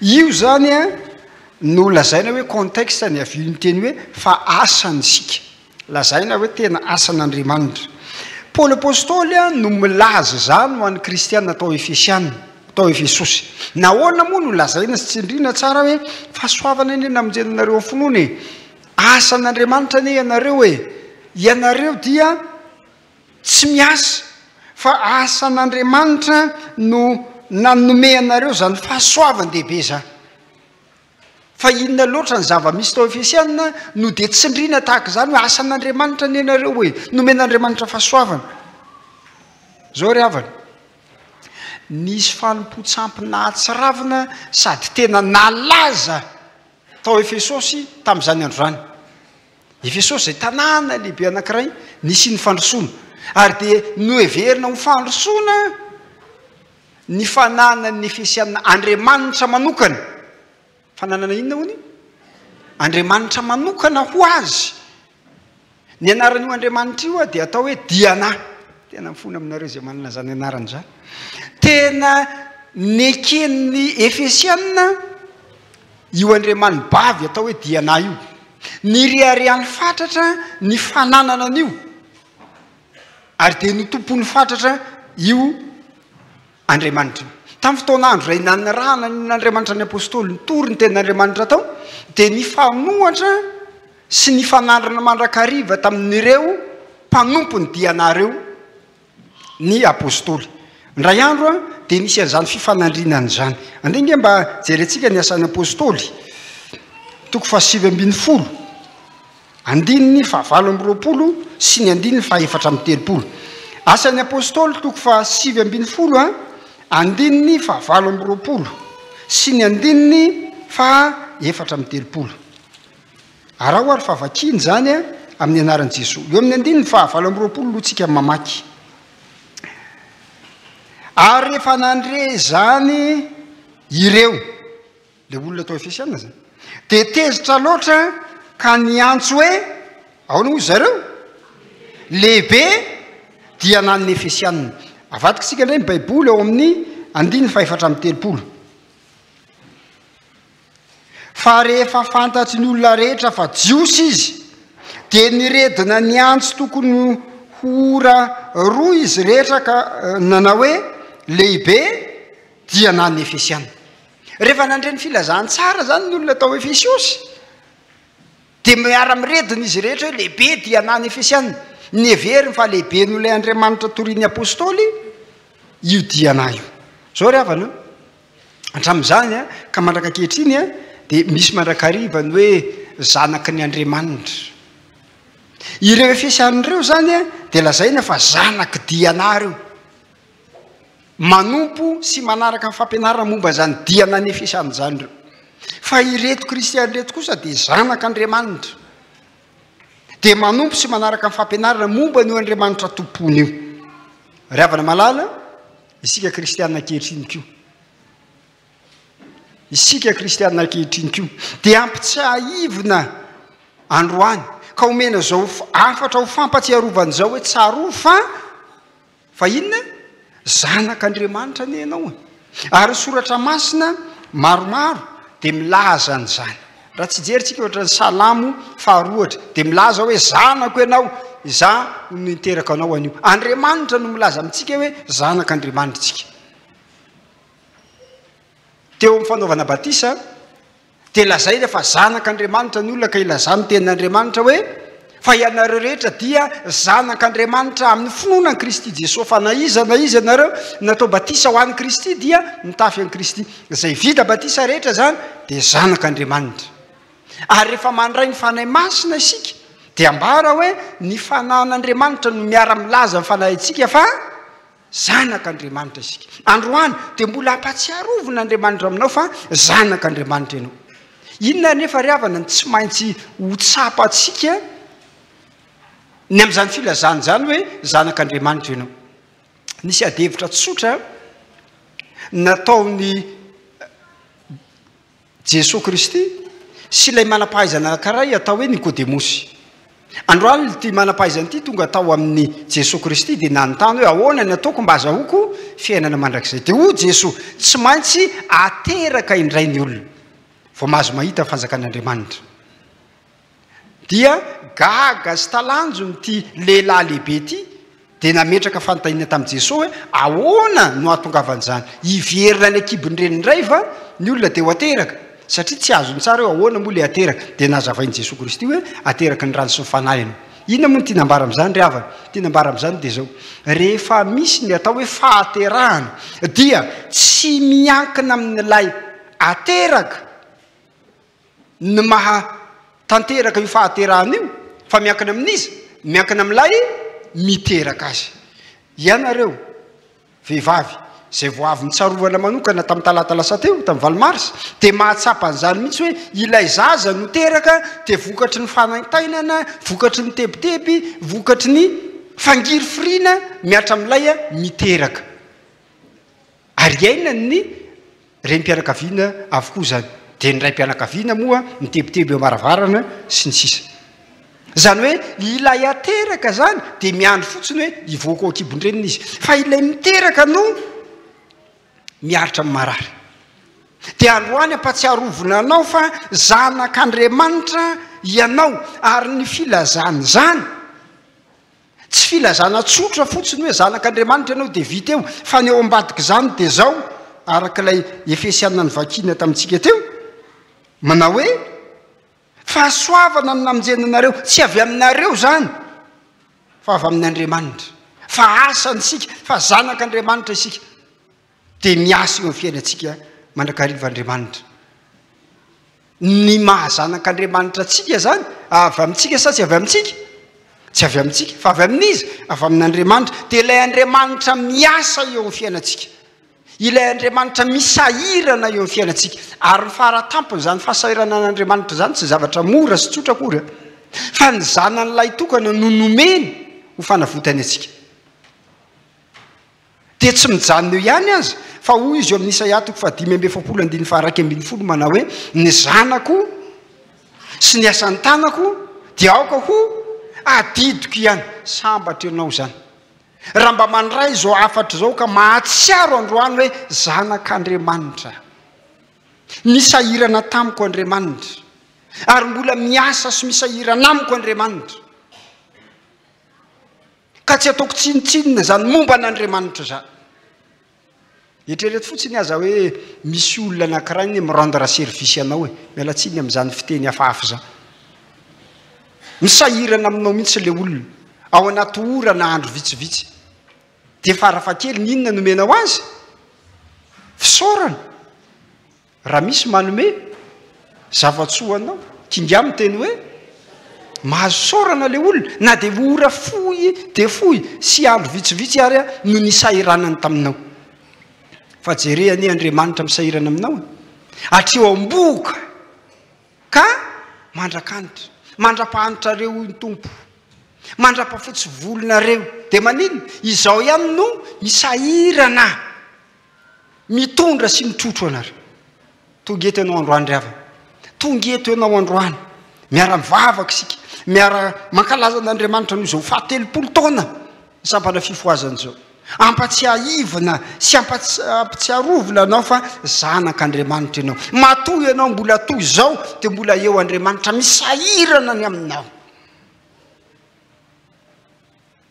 resahana moa teo hoe misy an'izany tranga fahasarotany zany zareo voamerany fahasalamana dia hain zareo tsara hoe rehefa tratra zany fisiny zany kagravy zany dia tonga eo ilay tavoangy lehibe misy ranotra mangotragotraka zay dia apetraka eo amin'ny oron'le barary hain zareo tsara ny fandehan'izany zavatra oxygène hono ny anarany vidiny iny fa tsy zaraina fotsiny ary misy vidiny fa ianao mbola misahirana aminao Andriamanitra manome anao gratuit 24/24 7/7 365/365 rivotra iainanao isan'andro sanandro mbola misahirana aminao Andriamanitra mialohan'ny alanao eto ty fiaraha-mivavaka ty dia aoka ho kristianina mahatsiaro ianao fa zanak'Andriamanitra ary tsy eto ihany fa any amin'ny fijoroana vavolombelona ataonao dia zanak'Andriamanitra sahiran'Andriamanitra ianao ry fifoazana malala 30 taona no nijoroan'ny fifoazana teto amin'ny fiangonana ny sahirana tao anatin'izany Andriamanitra ka nampijoroanareo ho zanany dia ampitsiarovana ianao androandro fifoazanao zanak'Andriamanitra ianao dia mijoro mandrakariva ho zanak'Andriamanitra fa mbola misy zanak'Andriamanitra eto amin'ity firenena ity eto amin'ity fiarahamonina ity matoa Andriamanitra mbola tsy mandrava azy zay no afatra voalohany ry havana ny afatra ho fampatsiarovana anao inona le afatra voalohany tsarovo fa zanak'Andriamanitra ny faharoa dia afatra ho fampandinian-tena dia zao le afatra fampandinian-tena manao hoe dinio ary fa natao hanao asa tsara ianao natao hanao asa tsara ianao natao aninona hony ianao natao hanao asa tsara hoy izy hoe fa asany isika voaforona atao amin'ny Kristy Jesosy mba hanao asa tsara zao tsy maintsy lazaina mazava amin'ny zanak'Andriamanitra ny fomba tsotra manao hoe tsy maintsy misafidy ny olona anankiray eo anatrehan'ny fitoriana filazantsara madio nataon'ny misionera nataon'ny fifoazana ihany koa ny amin'ny hoe na ianao ho zanaky ny mazava na ianao ho zanaky ny maizina na ianao ho zanak'Andriamanitra na ianao ho zanaky ny devoly natao anao asa tsara isika nde topazatsika maso aloha ny Isaia 7:20 dia azavainy amintsika amin'izay ny mahakasika an'izany hoe tena mandiny tena ary fa tena natao anao asa tsara ny ianao hoe amin'ny mahazanak'Andriamanitra anao hoe Isaia 3:7 andiny faraka amin'ny 20.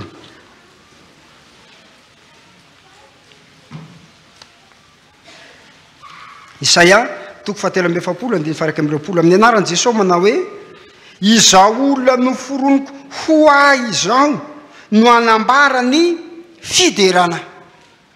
Zanak'Andriamanitra zany tsika noforoniny asan'ny tanany dia noforoniny tsy ho amidiny na ho zarainy ho an'ny maizina fa noforoniny ho an'izy noforoniny ho azy. Ary dia eo tsika manazava azy noforon'Andriamanitra ho an'Andriamanitra ianao. Dia ny fampianaran'ny fiangonana ao amin'ny fiangonana voalohany dia tena manasikasina izany. Raha tsy laza fotsiny afa-tsy ny hoe efa nalaina niala tamin'ny maizina ho amin'ny fahazavana mahagaga ny olona. Ary tsy zany ihany fa ny apôstôly Paoly amin'ny Romanina 12:12 dia milaza mazava manao hoe aza manaraka ny fanao izao tontolo izao satria zanak'Andriamanitra ianao dia manaova asa tsara fa aza manaraka ny fanao izao tontolo izao raha manompo maso ny amin'ny fomba sy ny atao izao tontolo izao matsika riavana dia miorikoditra tsika. Fa hatraiza moa ny faharatsiany eto amin'izao tontolo izao ty nanomboka tany amin'izany tanàna ny Sodoma sy Gomora zany izay perikopantsika voatsela kory faharatsira miopapana mihoatra noho izay nietrereta fandravan'Andriamanitra satria mpamaly faharatsiana izy. Ary amin'izao vanim-potoana eny antsika izao dia tena hita mihitsy fa mianaka eto amin'izao tontolo izao faharatsiana. Ny anton'izany mantsy dia izao ry havana nona ny fanahin'ny olona. Maninona ho ny fanahin'ny olona? Nona ny fanahin'ny olona. Fantatrao ve ry havana ilay fahendrena malagasy manao hoe raha nona ny vatana vezivezy fana. Izy iny mantsy rehefa jerena dictionnaire eny amin'ny mikatso eny dia misy toyany izy hoe raha nona ny vatana vezivezy ny fanahy teboka mampaingo. Raha nona ny fanahy dia tsy hainareo ve raha zao le toy fa ambarako aminao raha nona ny vatana moa fa endrena malagasy dia vezivezy ny fanahy. Fa raha nona ny fanahy miabiby ny vatana. Maninona ho ny vatana? Miabiby ny vatana rehefa nona io fanahy io. Dia io hitantsika eraka izao tontolo izao io eo fiarahamonina misy atsika io ny habibiana ataon'ny olombelona. Habibiana ataon'ny olombelona. Raha tsy laza fotsiny feno tanora eto taiza ianao no nahita biby vavy mifanambady amin'ny biby vavy efa mihoatra noho ny biby zany. Taiza ianao no nahita biby lahy mifanambady amin'ny biby lahy mihoatra noho ny biby zany ohatra fotsiny zany. Taiza ianao no nahita biby mamono ny zanany zany fa nilanana zanaka abibiny zany. Ry havako malala rehetra amin'ny tompo fanaony izao tontolo izao zany fa asantsika voaforona atao amin'ny Kristy Jesosy mba hanao asa tsara olona noforon'Andriamanitra ho azy isika noforon'Andriamanitra ho azy ao anatsika ny finoana ry havana izay lazany Jesosy Kristy manao hoe izay mino ahy ny asa ataoko ny ataony koa ny asa mpamonjena nataon'i Jesosy Kristy. Zany no asan'ny kristiana natao hanao asa tsara tsika. Ilay mahazanak'Andriamanitra sika zany dia aseho atsika amin'ny alalan'ny asa tsika andavanandro. Mangalatra ve zanak'Andriamanitra? Eny sa tsy valina? Misy loko ve zanak'Andriamanitra? Manao kolokolo ve zanak'Andriamanitra? Aloha tsy tohizako tsony fa milaza hoe tsy anenareo e isika androany ary aty am-piangonana fa rehefa any amin'ny birao any anie rehefa any amin'ny toeram-piasana any anie rehefa any am-pianarana any anie mbola mangalatra ihany ny sasany. Misy aza mpianatra manao hoe atao hoe mangala tahaka izany. Inona ny fototeny zany? tanao zany mpianatra kristianina tsy manao an'izany ary tezaina an'izany fa asantsika voaforona atao amin'i Kristy Jesosy mba hanao asa tsara tsakany an-tanan'izay mpianatra eto tsy mangala tahaka mpianatra kristianina manina hony ohatra fotsiny zany ohatra fotsiny zany mitaizan'izany aty amin'ny fiangonana dia magaga tokoa ry havana no mbola ametrahan'ny mpino sy ny fanevatevan'ny tsy mpino manao hoe be kristianina neto Madagasikara nefa atao zao ihany ny fiainan'ny Madagasikara tsy mitaiza mihitsy ingambareo fiangonan'ireo hoe manao an'ireo fiangonan'ireo hoe tsy ry havana androany zao dia miteny sy milaza an'izany isika manao hoe asantsika voaforona atao amin'i Kristy Jesosy mba hanao asa tsara zanak'Andriamanitra ianao tsarovy zany natao hanao asa tsara ianao tsy aty ampiangonana ihany fa amin'izay asanao rehetra ny asan'ny tananao dia fijoroa vavolombelona mazanak'Andriamanitra anao jereo anety firenetsika kristianina daholo na ny mpitondra na ny oentina kristianina avokoa ireo tompona andraikitra samihafa any amin'ireny borao-panjakana sy ny sisy ireny maro amin'izy ireny ny kristianina fa hatraizany fijoroana vavolombelona mazanak'Andriamanitra tsy teny amin'izay tsy tonga eto isika fa ianao izay tonga eto aloha tsaro fa zanak'Andriamanitra ianao ny namoronan'Andriamanitra anao dia ho azy fa tsy ho an'ilay ratsy dia tanterao izay ambarany tompo aminao fa asany ianao asantsika voaforona atao amin'i Kristy Jesosy mba hanao asa tsara dia mandiny tena amin'izany tsika amin'izao karemy zao mandiny tena hoe za tokoa ve zanak'Andriamanitra dia ahoana ny asako fa ny tsy mety indrindra dia ny hoe zanak'Andriamanitra ianao kanefa asan'ilay ratsy ny ataonao fa zanak'Andriamanitra tsika asan'Andriamanitra tsika voaforona atao amin'i Kristy Jesosy mba hanao asa tsara fotoana ny karemy zao fotoana karemy zay tena fandinihan-tena kanefa tsy mijanona fotsiny eo amin'ny fandinihan-tena fa tena mitarika atsika ho amin'ny fibeba mibeba raha zanak'Andriamanitra ianao kanefa mbola nanao ny fanao zao tontolo zao sy ny faharatsiany ihany fa amin'izao sisy zao mitaona anao ny tompo mba tsy hiaro ny fahatezerany ianao satria Andriamanitra mamaly ny faharatsiany izy zay ny afatra faharoa ry havana roa zay ny afatra nampitaina aminao nisy afatra fampatsiariovana teo zay nilazana taminao hoe tsaro fa zanak'Andriamanitra reo faharoa teo dia nisy afatra fampandinihan-tenanao zay nilazana fa natao anao asa tsara ianao fa telo sady dia hijanontsika misy afatra kosa nefa androany ho fampirisihana anao afatra fampirisihana manao hoe ataovy izay nekenao maninona hony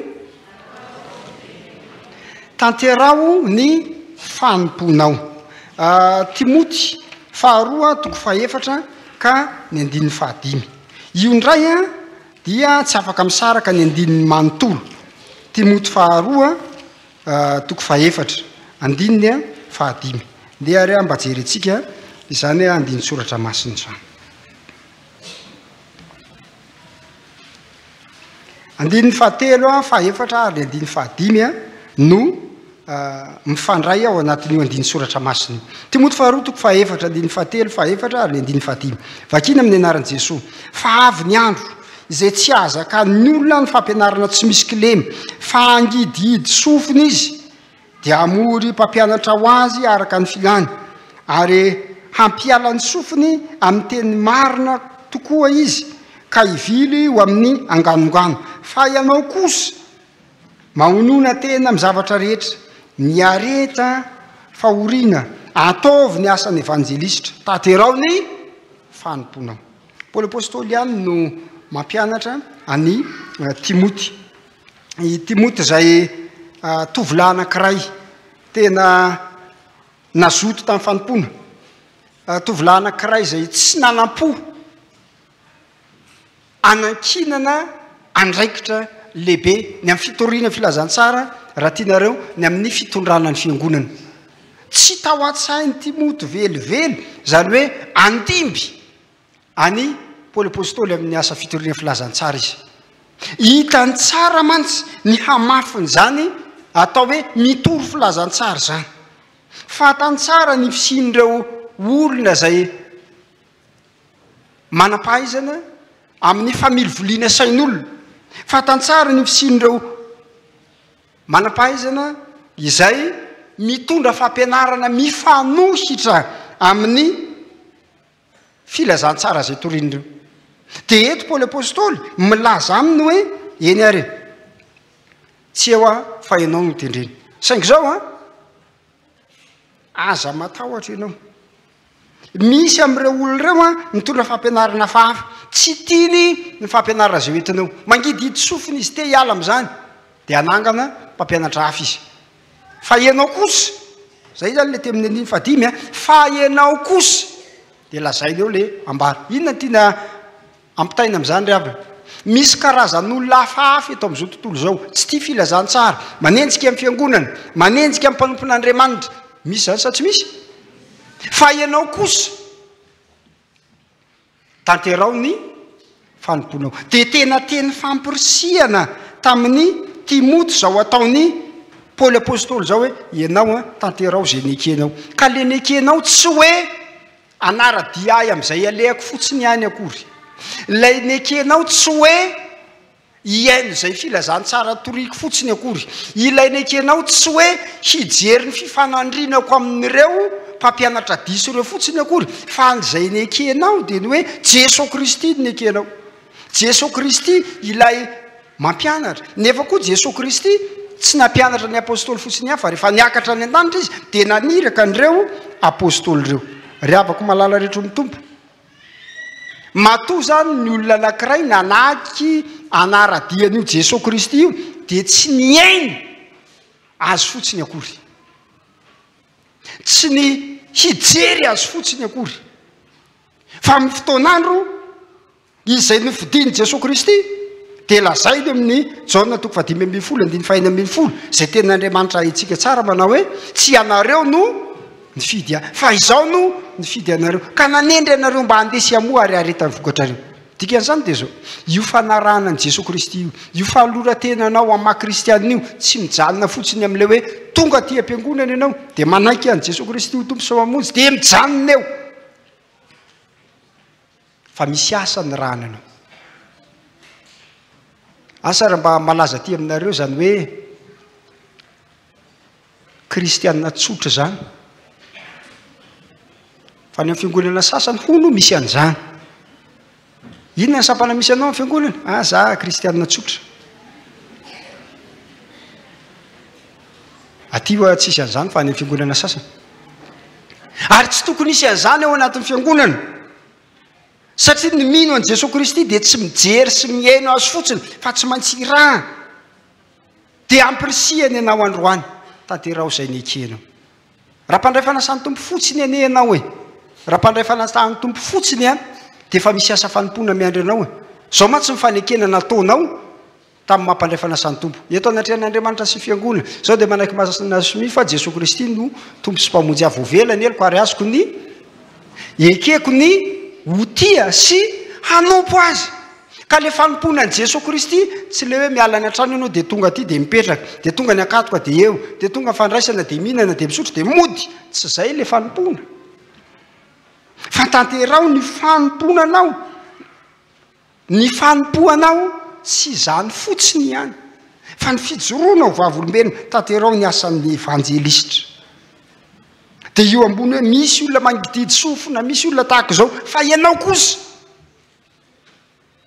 kosa tanterao ny fanomponao farafakeliny ry havana dia retinao ambadika zany hoe fanompona miandry atsika ankehitriny zany voalohany miorina tsara amin'izay nekeny miorina mafy amin'izay nekeny misy tokoa ny mampangozohozy io fiorenantsika io avy ny confinement tsy mivavaka zarany sasany azy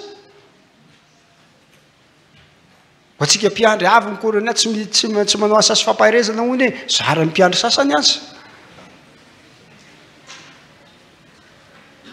ny asanao ny fifandraisanao manodidina to manery anao mihitsy aza tsy antanteraka amin'ny fanompona zay efa nekenao tonga tokoa ianao androany ry havana inona reny no mety manakana anao tsy hataterahanao ny fanomponao rehetra zao mpiandry telopolo taona na nisiny fifoazana teto fiangonana mety manakambary izy ireo ny am'izany hoe inona ny manaka anazy tsy hatanterahany asa sofanym-pahireza tsy hatanterahany fiofanana zay fanekeny tamin'mpiomana hoe mila miofana isam-bolana izy sisisa fa sika menakavy ihany ko mety manana zay olana ho atsaitsika manao hoe manaka anahy tsy ho am'izany asa fanompony zany ny olona rehetra mety ho voasakana fa ianao kosa gnompo l'apôstôly tamin'ny timoty zanany tanterao ny fanomponao androany ry havana nampitondra hafatra ho anao ny tompo ampirisika anao ataovy zay nekenao inavy reo nekenao teo anatrehan'ny tompo ho tanterahana atao ny fiangonana amy mampandrefanasany tompo anao amy mahakristianina anao amy mahadekônina anao amy maloolona amy mampitandrina amy mampiandry amy mampitorotehany katekista sisisa inona nekenao tanterao zany ny fanekena fototra nataotsika de teo amy batisa maro be tsika ray aman-dreny andray ohatra mantsy zany zao maro be tsika ray aman-dreny a mitondra zanaka atao batisa de misy fanekena 5 zay ny atao fa anankiray am'ireo fanekena 5 reo ohatra zany a de nataotsika tato fiangonana hoe manaiky venareo fa ampianatra ny rehetra zanakareo ivavaka ho azy sy ampianatra azy ivavaka de ina valitelyle ray aman-dreny eny tompoko fa firy amy ray aman-dreny moa mampianatra ny zanany hivavaka indraindray to mifamototra am'izany aza misy indraindray ho a le zanaka indray ny mampianatra ny ray aman-dreny hivavaka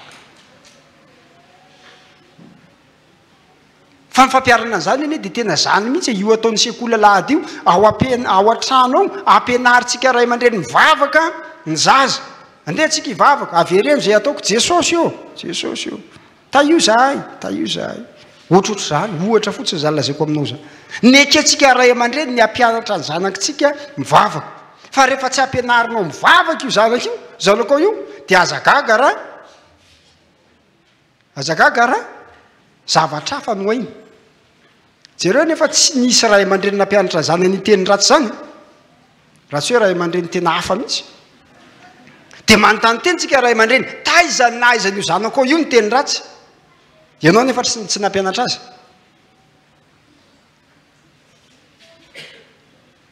de rehefa tsy hampianatra azy ivavaka zay fi tena fanomponany akenao ianao de ny devolo mampianatra azy amy fomba mahagaga sy tsy takatra ny sainao akory azonareo ve zany ry ava dikan'izany de zao zay nekenao teo anatrehan'ny tompo de tanterao ampirisiana ary tsika ry avako malala rehetra amy tompo ianareo fifoazany eto fiangonana mbavady mitafy 30 taona no nijoron'ny sampana hiatrika ny 30 taona manaraka tsika tanterao hoe zay nekena mpiandry mpiomana zanaka ny fifoazana ao anatin'ny siam-pitezana nanaiky isika tsy nisy noterena koro kristianina tsy nisy noterena koro mpiandry de tanterao zay nekenao tanterao ny fanomponao fa andriamanitra io de mamaly ny faharatsiny ary tena zavatra tsy tian'andriamanitra mihitsy zany hoe zavatra nekenao nefa tsy tanterahana na ianao azany tsy tian'izany e misy olona fanaiky taminao nefa tsy tanterahana zay nekeny mainky amofa andriamanitra de ampirisiana ianao tanterao ny fanomponao de mimbona fanompona fa na dia zarazaraina samy manana zany fanompona sy ny famezam-pasoavana de iray ihany no tompo samy mpanompo an' jesosy kristy sika ry avako malala eto ampamaranana dia fitiniko ny afatra nampitondray ny tompo aho anao amin'ity fotoana manokany ity ny afatra voalohany de fampatsiarovana anao ka nilazana taminao hoe tsarov fa zanak'andriamanitra ianao ny afatra faharoa de fampandinihan-tenanao ka nilazana taminao hoe natao hanao asa tsara ianao ary ny afatra fahatelo de afatra fampirisiana anao manao hoe ataovy izay nekenao de mandehana fifalian'ny tompo fa ho azy rery any voninahitra ho amintsika kosa fampahirezany amen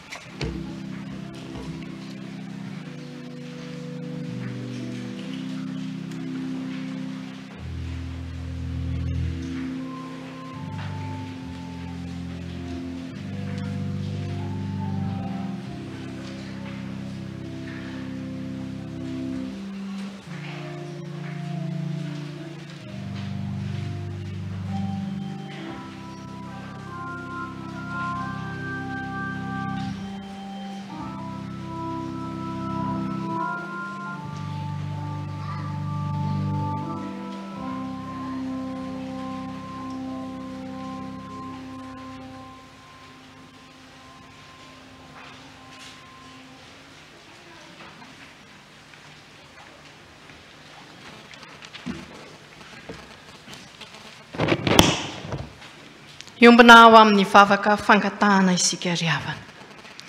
Andriamanitra rainay tsara indrindra misaotranao izay ankehitriny ny amin'ny teninao izay nampitondrainao ny mpanomponao tamin'ity haino ity, nampaherezanao anay vahoaka kristianina rehetra teto anivo izao fiangonana FJKM ambavahady mitafo izao. Na dia fankalazananao Andriamanitra noho ny fahatelopolo taona ny sampana fifoazana aza ny andro anio, dia ny teninao kosa tompo dia mahatratra ny olona rehetra. Misaotranao izahay fa tena mbola tianay ianao.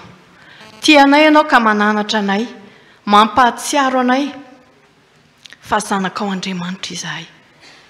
Ary mampandiny tenanay ihany koa fa izay olona noforoninao dia hideranao ary hanatanteraka asa tsara. Misaotranao ihany koa ny amin'ny famporisehana nomenao ka nasainao izahay manatanteraka izay niekenay teo anatrehanao. Tompo malalo, misaotranao izahay fa tena fitiavana lehibe ho anay izany nomenao izany ka tsy diso anjara tamin'izany teninao izany izahay fa samy nanana ny anjara tandrify azy ny tsirairay avy. Koa ankehitriny dia mivavaka aminao mba hitehirizanao mandrakariva izany teninao izany ka ampitombo hatrany ny finoana ty anatinay, hivelomanay ny teninao, hiainanay ka hanatanteraka asa tsara tokoa izay satria voaforona tao aminao Jesosy Kristy. Misaotranao indrindra fa fahasoavana tokoa ny namonjenanay, tsy avy aminay izany fa asanao Andriamanitra irery ihany. Koa dia mametraka feno ny fiainanay tsirairay avy eo ampelantananao ary izay, manomboka any amin'ny kely indrindra ka hatrany amin'ny lehibe indrindra, ary indrindra ho anay tsirairay avy izay samy manana ny zara fanompoana ny kenay teo anatrehanao tokoa, manomboka amin'izay vita batisa, mpandray fanasan'ny tompo, dekona, loholona, birao mpiangonana, birao ny sampana. Misaotranao indrindra izahay fa fantatray tokoa fa raha ianao ny miasa eo amin'ny fiainanay dia tsy misy mahasakana izany, koa dia mametraka feno ny fiainanay sy ny anjara fanompoana ny ekenay teo anatrehanao, eo anatrehanao Andriamanitra irery ihany izahay. Dia mivavaka aminao koa ho an'ny mpitandrina sy ny fiangonana manontolo eto anivon'izao FJKM ambavahady mitafo izao, mba hanatanteraka asa tsara tokoa eo anatrehanao satria dia nambara tokoa ny raha maro isan-karazany, ary dia matoky izahay fa ianao nampitombo ny finoany tsirairay avy ka efa izany zara fanompoana izany. Mivavaka aminao ho an'ny birao ny isa-tsampana tsirairay avy, ho an'ny sampana velona rehetra eto anivon'ny fiangonana, mba ho sampana hamo ka ho hitanao Andriamanitra miambina mandrakariva raha ho avy any amin'ny raha ny lanitra ianao. Mivavaka aminao koa tompo ho an'ny sampana sy ny sampanasa rehetra eto anivon'izao fiangonana izao ihany koa, mba ahefa be mandrakariva ka hitenenanao hoe miorena tsara, aza miova ary mahefa be mandrakariva amin'ny asan'ny tompo. Dia izay rehetra mahasoa koa izao asan'ny fiangonana izao kanefa tsy voataky ny vavakay dia ankininay aminao Andriamanitra rery ihany. Nefa dia mivavaka aminao koa izay ho an'ny birao sy ny mpiandraikitra fohy be eto anivon'ny fiangonana Jesosy Kristy eto Madagasikara izay tarihandray mandray mpitandrina hirako Andriamasoa mi. Ianao koa tompo ny ampahery azy ireo ny amin'ny fivoriana izay tanterahan'izy ireo isaky ny alakamisy, dia mba ho tena andiniana sy heverana mandrakariva ny fitoriana ny filazantsaranao ka ahatanterahana ny azakazaka masina izay fa niekena ovinanay FJKM mandritra ny efa taona manaraka. Mivavaka aminao izay ho an'ny sampana fifoazana fohy be izay tarihan'ny ray aman-dre mpitandrina ihany koa, Rakotondramanana Arjona sy ny Tony izay manatrika anay eto ankehitriny.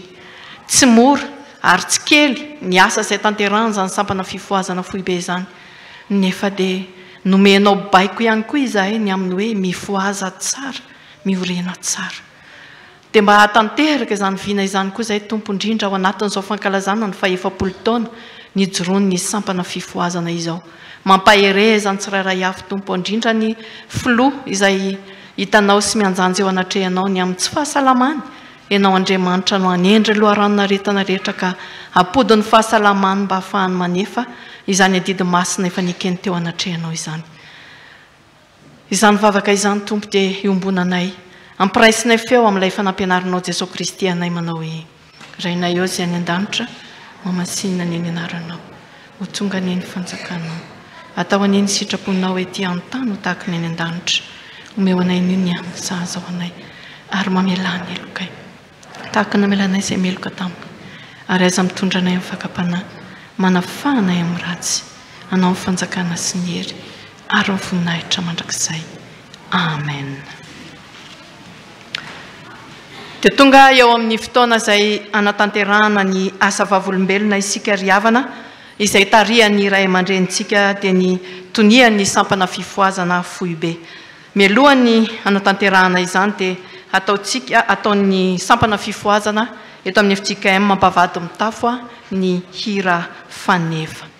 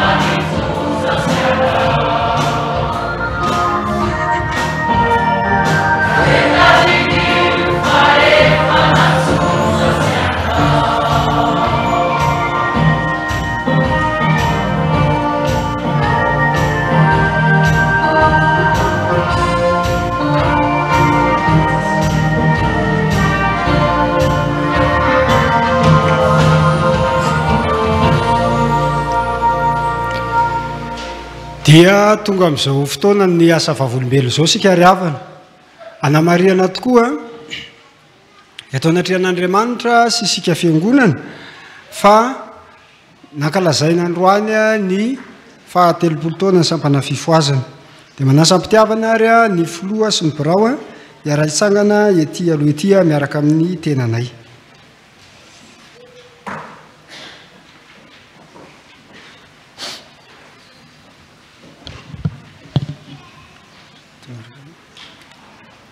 Riavana malala rehetra amin'ny tompo dia miara-misaotra an'Andriamanitra lehibe sika fandro manokana no nomeny atsika ahafahana ny arany vavaka sy ny fampahery amin'ny alalan'ny teniny no zao fa 30 taona ny sampana fifoazana eto amin'ny fitandremana ambavady mitafo zao.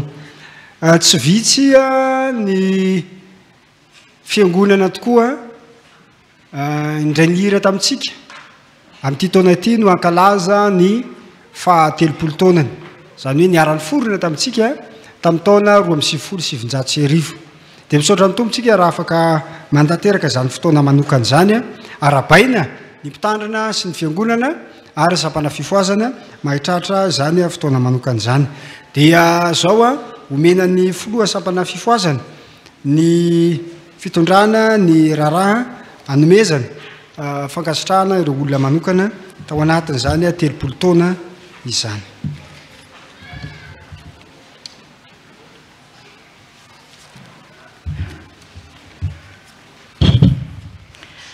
Mbola ho ampitomboina aminareo riavana ny fiadanan'i Jesosy Kristy tompo mpamonjy atsika. Misaotra an'Andriamanitra lehibe ny nahatratrarana itsy anio ity hiderana sy nanomezam-boninahitra an'Andriamanitra na nandalo sy naretin'ny mandringana aza isika. Fahasoavany no mbola matoy izao antsika velonay natrapamonjena tafahoana soa indray safifa sampana fifoazana 30 taona lalandavitra sy miteza no nojiavina ady mafy sy maharitra mitaky finoana faharetana sy fiaretana fahafoizana fizahany toetra mahamay fa Jesosy Kristy kosa manome toko mandrakariva hoe momba anareo aho sy mamela antsika ho rava izy. Misy riavana ny fianarana nandritra ny 2 taona farafahakeliny tsy maintsy atao eo anivon'ny Sefala FJKM. Ilaina ihany koa ny fiomanana, saina, vatana, fanahy. Misy ihany koa ny fiofanana eo anivon'ny iarahana amin'ny synodam-paritany sy ny foibe ary entina miatrika izany fanatanterahana ny asa izany. Tao anatin'izay 30 taona izay riavana nisy ny fanatanterahana ny tafika masina na ny akaiky na ny lavitra toy ny notanterahana tany Andriampamaky Ankeramadinka tany Ankadivory Meritsy Atosika tamin'ny taona 2004. Nisy koa ny tafika masina tao manodidina fiangonana ambavady mitafo tamin'ny taona 2007. Taona natao tany Ampotaka Anjorobe tamin'ny taona 2012. Natao tany Andranobe Mantasoa tamin'ny taona 2012. Ary nisy natao tany Mangatokana Sambaina Manjakandriana tamin'ny taona 2012. Nisy ny voaniratsika nanao tany Isoavina fiorenana Ambatomanga tamin'ny taona 2012. Misy ihany koa ny fanatrehana ny fivoriam-be izay nikarakarain'ny sampana fifoazana foibe toy ny tany Mahajanga tamin'ny taona 2012, tany Antsiranana tamin'ny taona 2012 ary tao Morondava tamin'ny taona 2012. Ny safifa ambavady mitafo riavana dia sampana velona ka amin'izany miara-miasa amin'ny sampana hafa izy eto anivon'ny fitandremana ary miara-miasa ihany koa izy eo anivon'ny sampana fifoazana efatrano dia ny FJKM Faravohitra, FJKM Ambohitantely, FJKM Mivaratra Andohalo sy Ambohipotsy. Eo koa ny asa miandry eny anivon'ny Toby synodam-paritany Antananarivo Atsinanana dia eo anivon'ny Toby Betela Itantsoo Ambohibaoziona izany sy any Mantasoa. Tao anatin'izay fotoana izay koa dia isaorana an'Andriamanitra fa nitsangana ny antoko-pihira fifoazana miasa fia izay vo avy nankalaza ny fahadimy taonany tamin'ny janoary lasa teo. Maro no efa vita voninahitra ho an'Andriamanitra irery ihany, nefa mbola be ny tokony ho tanterahana sy asa miandry raha sitraky ny tompo ka velonaina hoy ny voalaza ao amin'ny Jakoba 4:7-10 ka hatramin'ny 7:10. Fa asany sika voaforona tao amin'ny Kristy Jesosy mba hanao asa tsara, tanterao ny fanomponao. Mpiandry asa tsara, asa mafy, tsy azo anaovana tsonjay na kitoto, fa tena miatra manaina tokoa, nefa kosa anovozana zava-tsora tsy atao kitoto, mandramaty ny fetra zay ny tarigetra, ka tsy maintsy efa raha Jesosy Kristy no mitoetra ao am-po amin'ny androm-piainana rehetra, ry mpiandry, ry fiangonana. Fifoazana miasa nambara ilay aina mitondra fahavelomana dia Jesosy Kristy velona avy any Nazareta izay nisolo Elikasianao zanak'Andriamanitra maty teo amin'ny hazo fijaliana, nandresy ny fahafatesana nitsangana tamin'ny maty tamin'ny andro fahatelo, velona ka mbola mifona ho asy anao mandrakanio. Ho an'Andriamanitra ireo ny voninahitra tamin'izay rehetra vita hatramin'izay sy izay rehetra mbola omeny ho atao ho tanterahana mandritry ny 30 taona ho avy indray. Anio ry havana, amin'izao fankalaizana izao dia isaorana manokana ny ray aman-dreny. Ny tony izay miara-manatanteraka aminay izao fankalaizana izao dia ny mpitandrina Ranomenjanahary sy Lofrady Marsial. Tonga eo amin'ny fankasitrahana isika ry havana. Ny safifa no niorina dia nisy ny ray aman-dreny nanaiko fitaovana teo am-pelatanan'Andriamanitra ho fanilo miampita ka nahafahantsika miatrika izao anio izao. Dia ireto avy izy ireo: Ramatoa Narjaona Claire Naline izay ray aman-dreny ny sampana fifoazana Loharano no niorena ny sampana fifoazana teto amin'ny FJKM Vavahady Mitafo. Ramatoa Zakaboaye Edme ary Andriamatoa sy Ramatoa Isandra Kotovao Albert Siodeta izay ny taranany no miaraka amintsika amin'izao fotoana izao. Teo indrindra ihany koa ireo ray aman-dreny mpitandrina dia ny mpitandrina Ratevy Tolotra izay tsy nikely soroka tamin'izany fampitsanganana ny sampana fifoazana eto am-Bavahady Mitafo izany. Ankehitriny ry havana, tsy hainay tsy hisaotra anareo ka indreto ny sampana fifoazana manolotra mari-pahatsiarovana ho anareo. Raha tsy ao moa izy dia mba hiangaviana ny zanany mba androso aty anoloana mba handray an'izany. Dia ny zanaky Ramatoa Narjaona Claire Naline izay izy moa izany dia mbola ao anatin'ny tsy fahasalamana kely dia ny zanany no handray izany. Mandroso eto aloana azafady tompoko, dia mba hiangavianay ianao tony mba hanolotra izany fanomezana izany tompoko raha sitraka.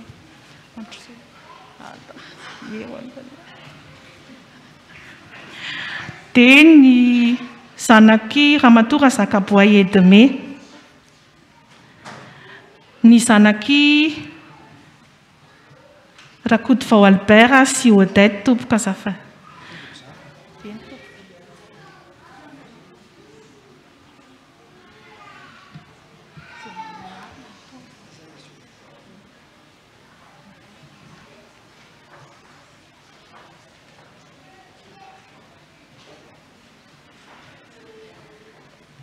Mandroso eto anoloana tompoko azafady. Dia ny mpitandrina Ratevy Tolotra.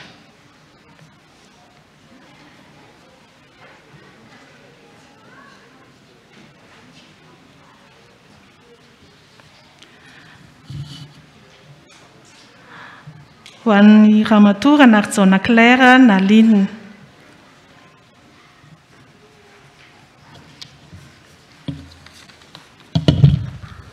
Ho an'ny Ramatoa Zakaboaye Edme. Ho an'ny mpitandrina Ratevy Tolotra. Ho an'ny taranaky Rakotovao Albert sy Odette. nankasitrakizahay tompoko ny amin'ny fiarahanareo ny ombom-bavaka taminay a niara-nankalaza tamin'ity andron'io ity misaotra fa ianareo no hitondra ny afatra any amin'ireo ray aman-dreny izay tsy tonga eto fa tsy manadino azy izahay a ary mankasitraka indrindra ho an'Andriamanitra voninahitra afaka mahazo toerana tompoko.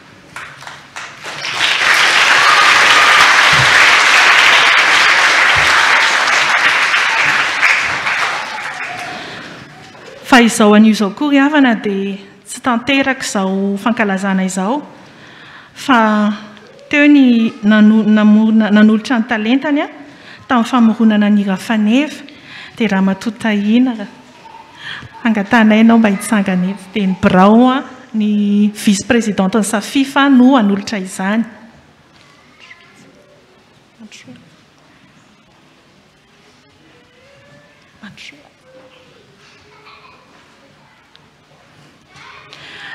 Teo ihany koa ny namorona ny logo a dia Andriamatoa Rakotonandrianina Andriamanatsara Nehemia.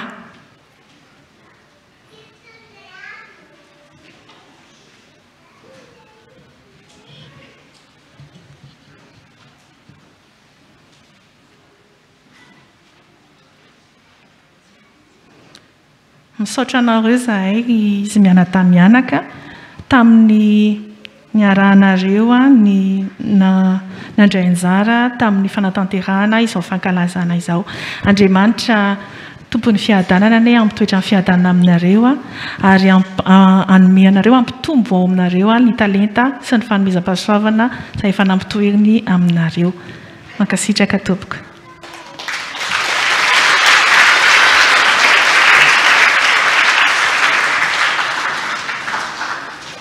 Fa izao fankalazana izao ry havana ny totosa dia isika mianakavy niara-nientana nanoana ny vavaka ny amin'ny fantotosany mankasitraka indrindra ny amin'ny fitiavanareo tsy hainay valiana fa Andriamanitra mahaly fity fa ny any ho afaka zarainay aminareo dia ao aorian'ny Trinité dia isy mofo mamy hifampizarainay aminareo fa isy ny fandaminana amin'izany rehefa feo.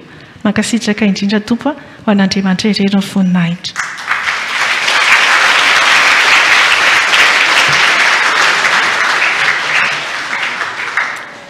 Eny ary andeha hitsangana hivavaka isika ry havana.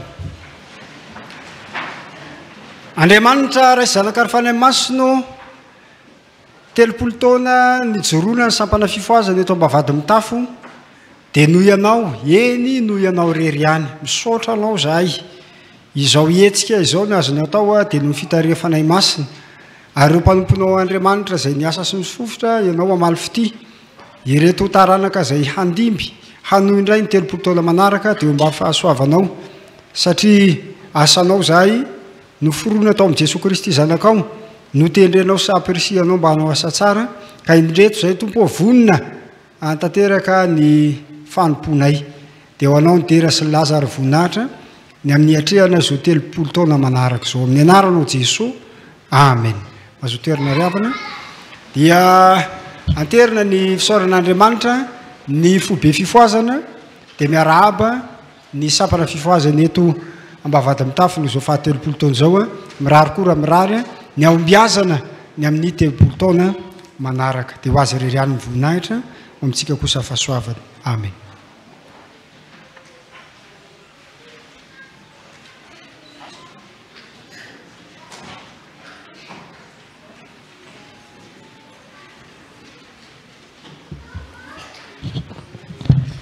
Eny ry havana mialohan'ny anatanterantsika ny asa sy ny fampaherezana dia manana anjara fitenenana fohy ny sampana fifoazana synodam-paritany ny amin'ny fiarabana sy ny firarian-tsoa ny sampana fifoazana ambavady mitafo noho izao fa 30 taona izao dia mirary soisoa ao anareo ny amin'ny 30 taona ho avy ary eo anatrehan'izany dia misy ny tsodrano avy aty amin'ny sampana fifoazana sodam-paritany atolotra ho anareo anohizanareo ny asan'Andriamanitra mirary soa indrindra.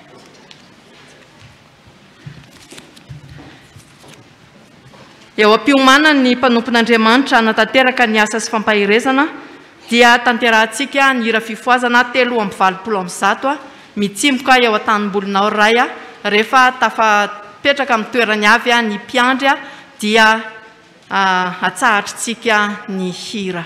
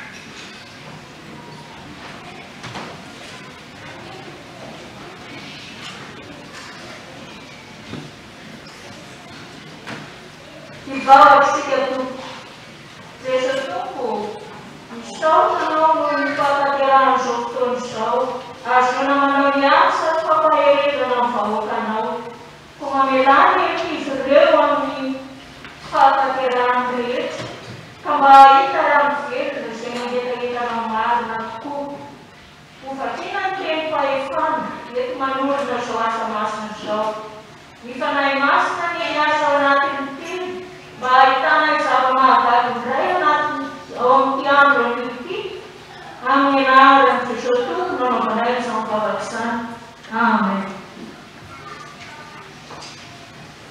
Haleluya panajana ya mungkin baik kami mengenai soal amiran rasa kenal mana semua nyasa toku motomku ada kawasan di misalnya sih seti sama yang lain ada ini kata ada mengenal ya toku bisa bakal jangan lain yang misalnya nama kata kesabaran mengenal kenal ya toki san rati ay nayo titan nanti anso dapat kamurai ani sani nayo kanaka mayo manasai yang kanal kamarina bisa jadi suatu show wilayah secici tan makan kaya nayo makan secici tujuh nayo ano nanti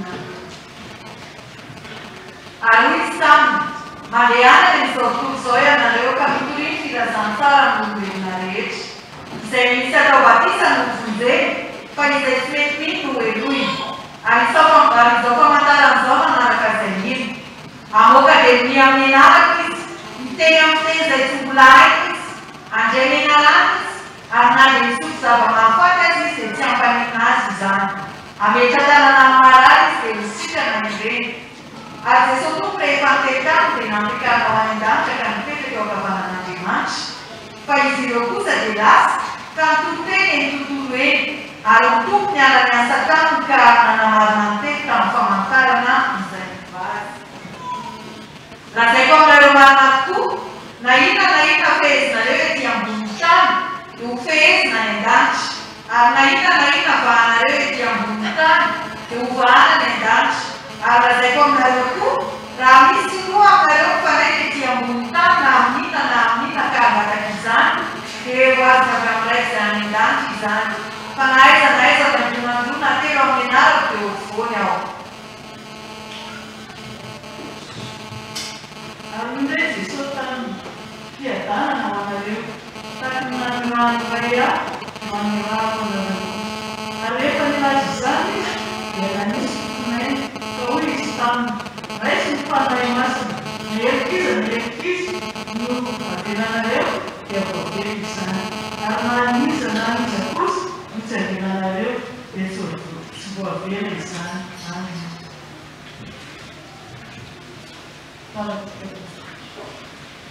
Jesosy tompo misaotra ny amin'ny teny fahefana izay nomeno anay izay efa nanemonao ny voninahitra ao tany amin'ny toerana maro samihafa tamin'ny olona manerana izao tontolo izao tamin'ny tranga samihafa fa mafy tsenao fa miasa ka iza izany. Jesosy misaotra fa teny fiainana mahatonga Paulina membuat anak-anak di sana berkenal tim paling terbara di dalam air. Tim sahabat terbalena saya mendoakan di pada kami pamasinan ini. Karena seperti itu pun maka anyonya mereka antiwan anti mempunyai anak yang seperti itu anak.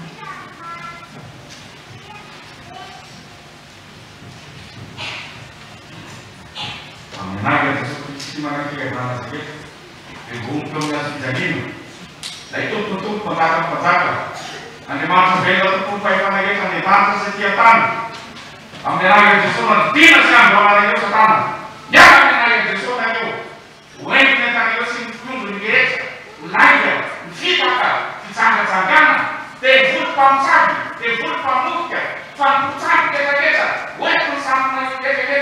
Madian itu berpaling ke kawan, baik jesulan sesuatu yang itu, si mas mengatakan itu kau kan jina dimaksud tanggungan dia, dasar itu berpaling ke kawan, si mas made, ya, sok dekas, semua mereka itu bukan dimaksud itu, dia kau jesulan tanggungan itu sangat dari kaitan, dasar itu satana, fokus, jangan mengajar Yesus.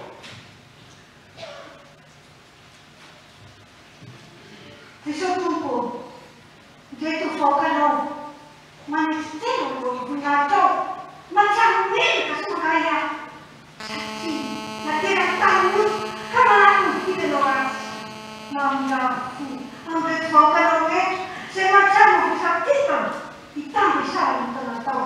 Cuma kita pilih dia kakak kakak aku. Wani ini betul. Macam loyal, inovasi. Siapa pun kau akan tahu kamu nak pakai kau di pajan. Tupu, bayram panama kau. Bapa ni, siapa akan tahu? Memang dia tupu, famula kian, anu siapa ni nak tahu? Kami nak roti susu. Siapa muda ni, orang tahu sana. Amin. Wih tupu, yang orang senyasa fantasi. Mana menjudge mana Pauli, mana turun panjang, bukan lalu siang, ni memusta, guna yang dikatakan orang lalu kita dengan sesuatu, mana suara lalu mencatat.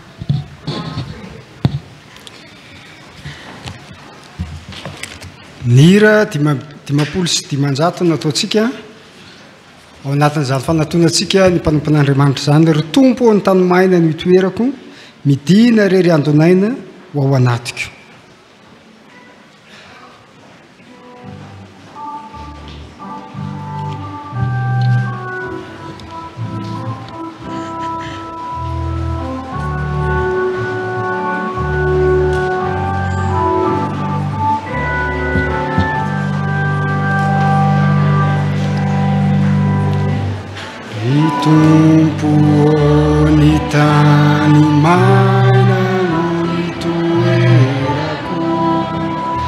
midina rery ambonana ho ao anatikio tsy aloka malaky lasa no angataikio aery monina iasa sy anavany fo ry tompo mitany maina no itoerako midina rery ambonana ho ao anatikio tsy aloka malaky lasa no angataikio fa ery monina iasa sy anavany fo ny afona ho ampandreseho ny afonofoko ny sitraka ho anye ekeko tena sitrako etena zavatra ilako ny oavaozina ny aina hoaso ny ako velokoana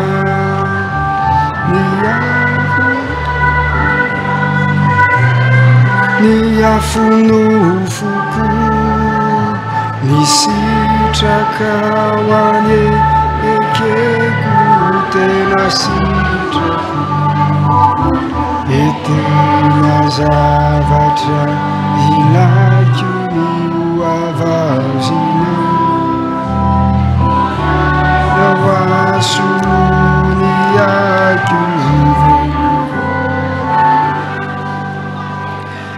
ry zaza-piodina mba miverena antsony ray isika amaly ampotsiterena indreto zahay 700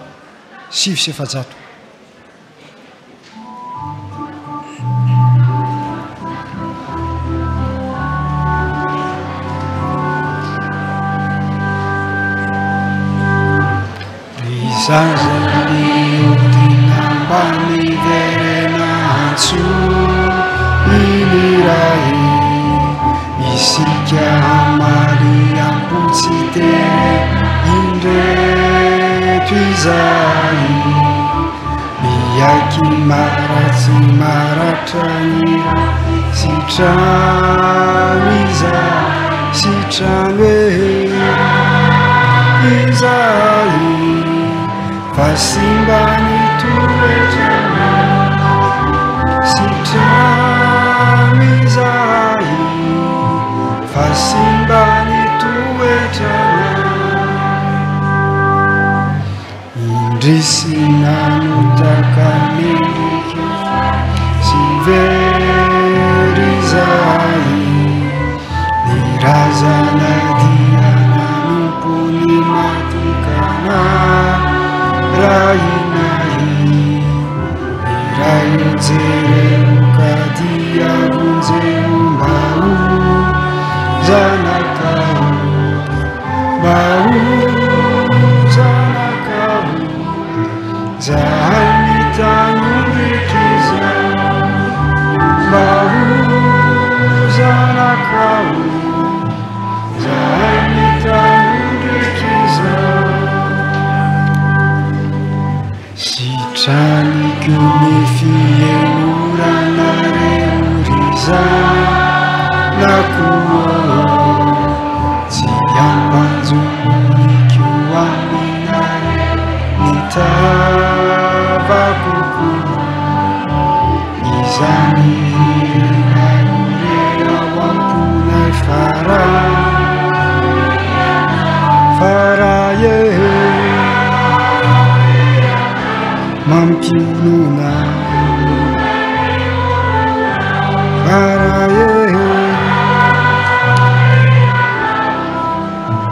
mampionona ny olona nandao anao ela aho raiko zao dia te ody aho maniry ankina nytrantranao zaho dia teody aho 7 sy efajato 7 sy efajato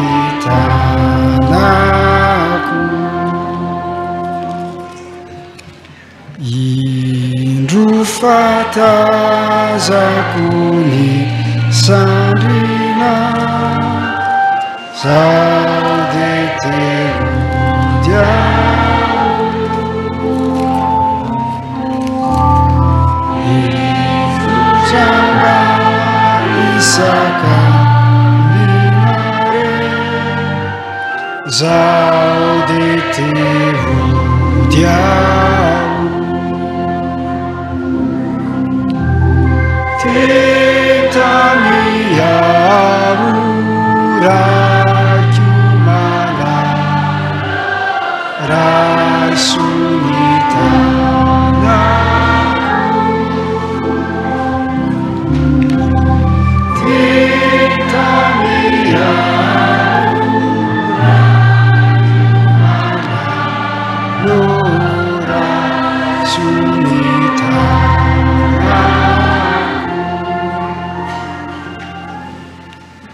eny ary mamaraparana ny asa soapairezantsika 7 ny hira ataotsika ry jeso masoandronay io ny aizo ny fo lasa tokoa fa tonga ty anatinay zao mazava lehibe 7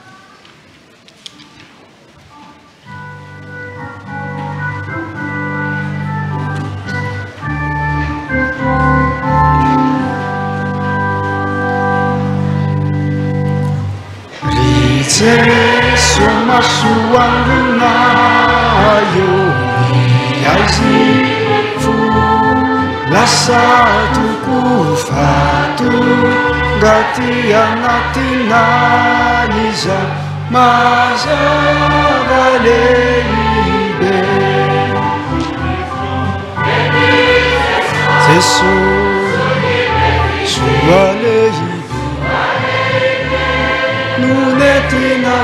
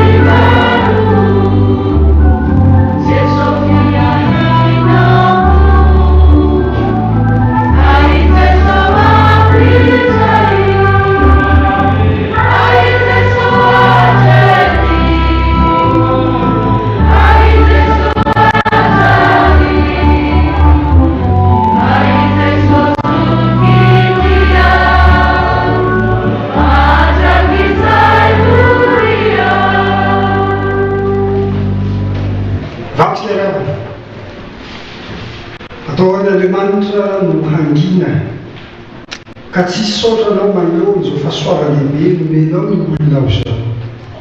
Zany koa tokoa zahay asany tanao adidinao zahay, mikarakaranay ianao misahirana aminay, ko dia misaotranao zahay tamin'ity ora sy fotoana ity fa vita indray ny asa nandrahanao reto mpanomponao reto, nandray ny fitahiana sy fahasoavanao ny olonao izay nanatonanao tamin'ny fanetretena, ary tena marinonao ny teninao fa tsy misy nilavinao na dia iray akory aza.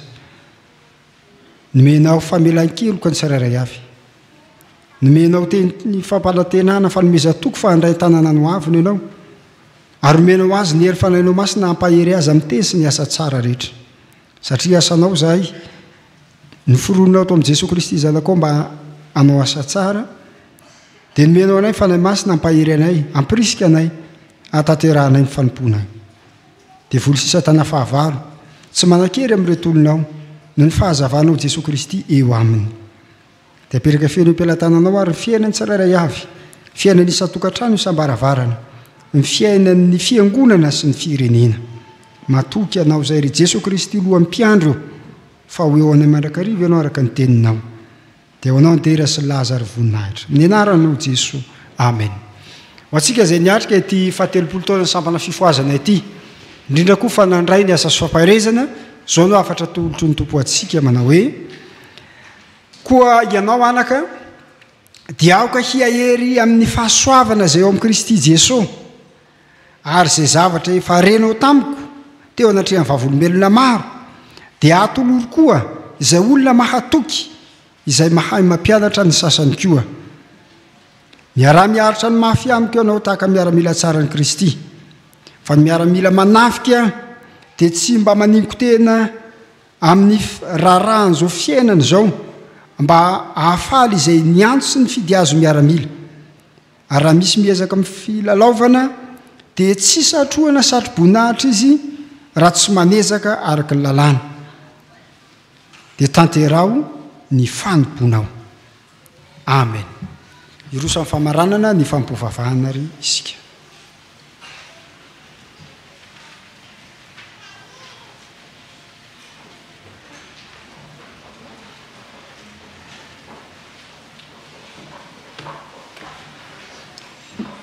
Misaotra ny tompontsika efa tanteraka izao fampovavahana izao a.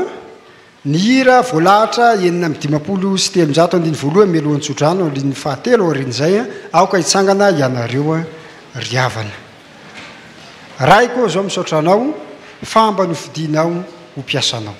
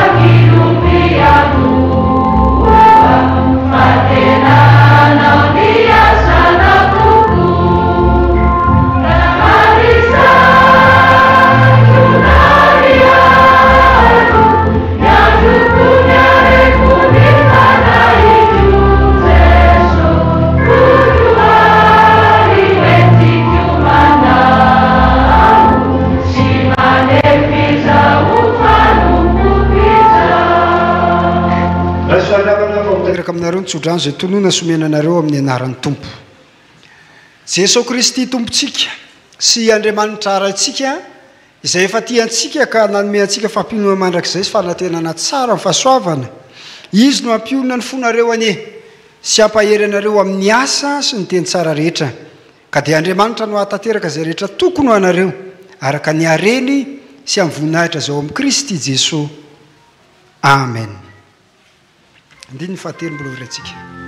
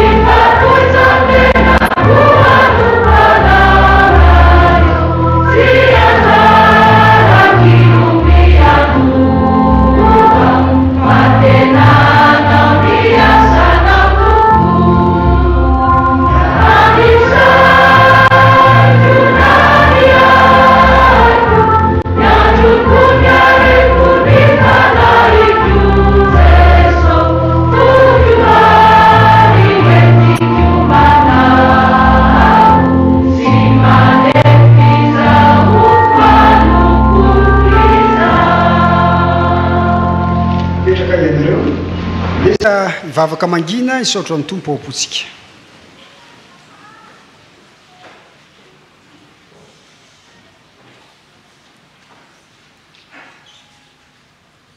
ho an'andriamanitra ireriany ny voninahitra amin'ny anaran'ny ray sy ny zanaka ary fanahy masina amen araka ny voamara teo a dia hiara-mifaly amin'ny sampana fifoazantsika indreny a ny avatsika dekona mitondra n'ilay mofomamy ifampizarana amintsika raha izytsika ampitiavana zany araka ny fandaminana zay fahanome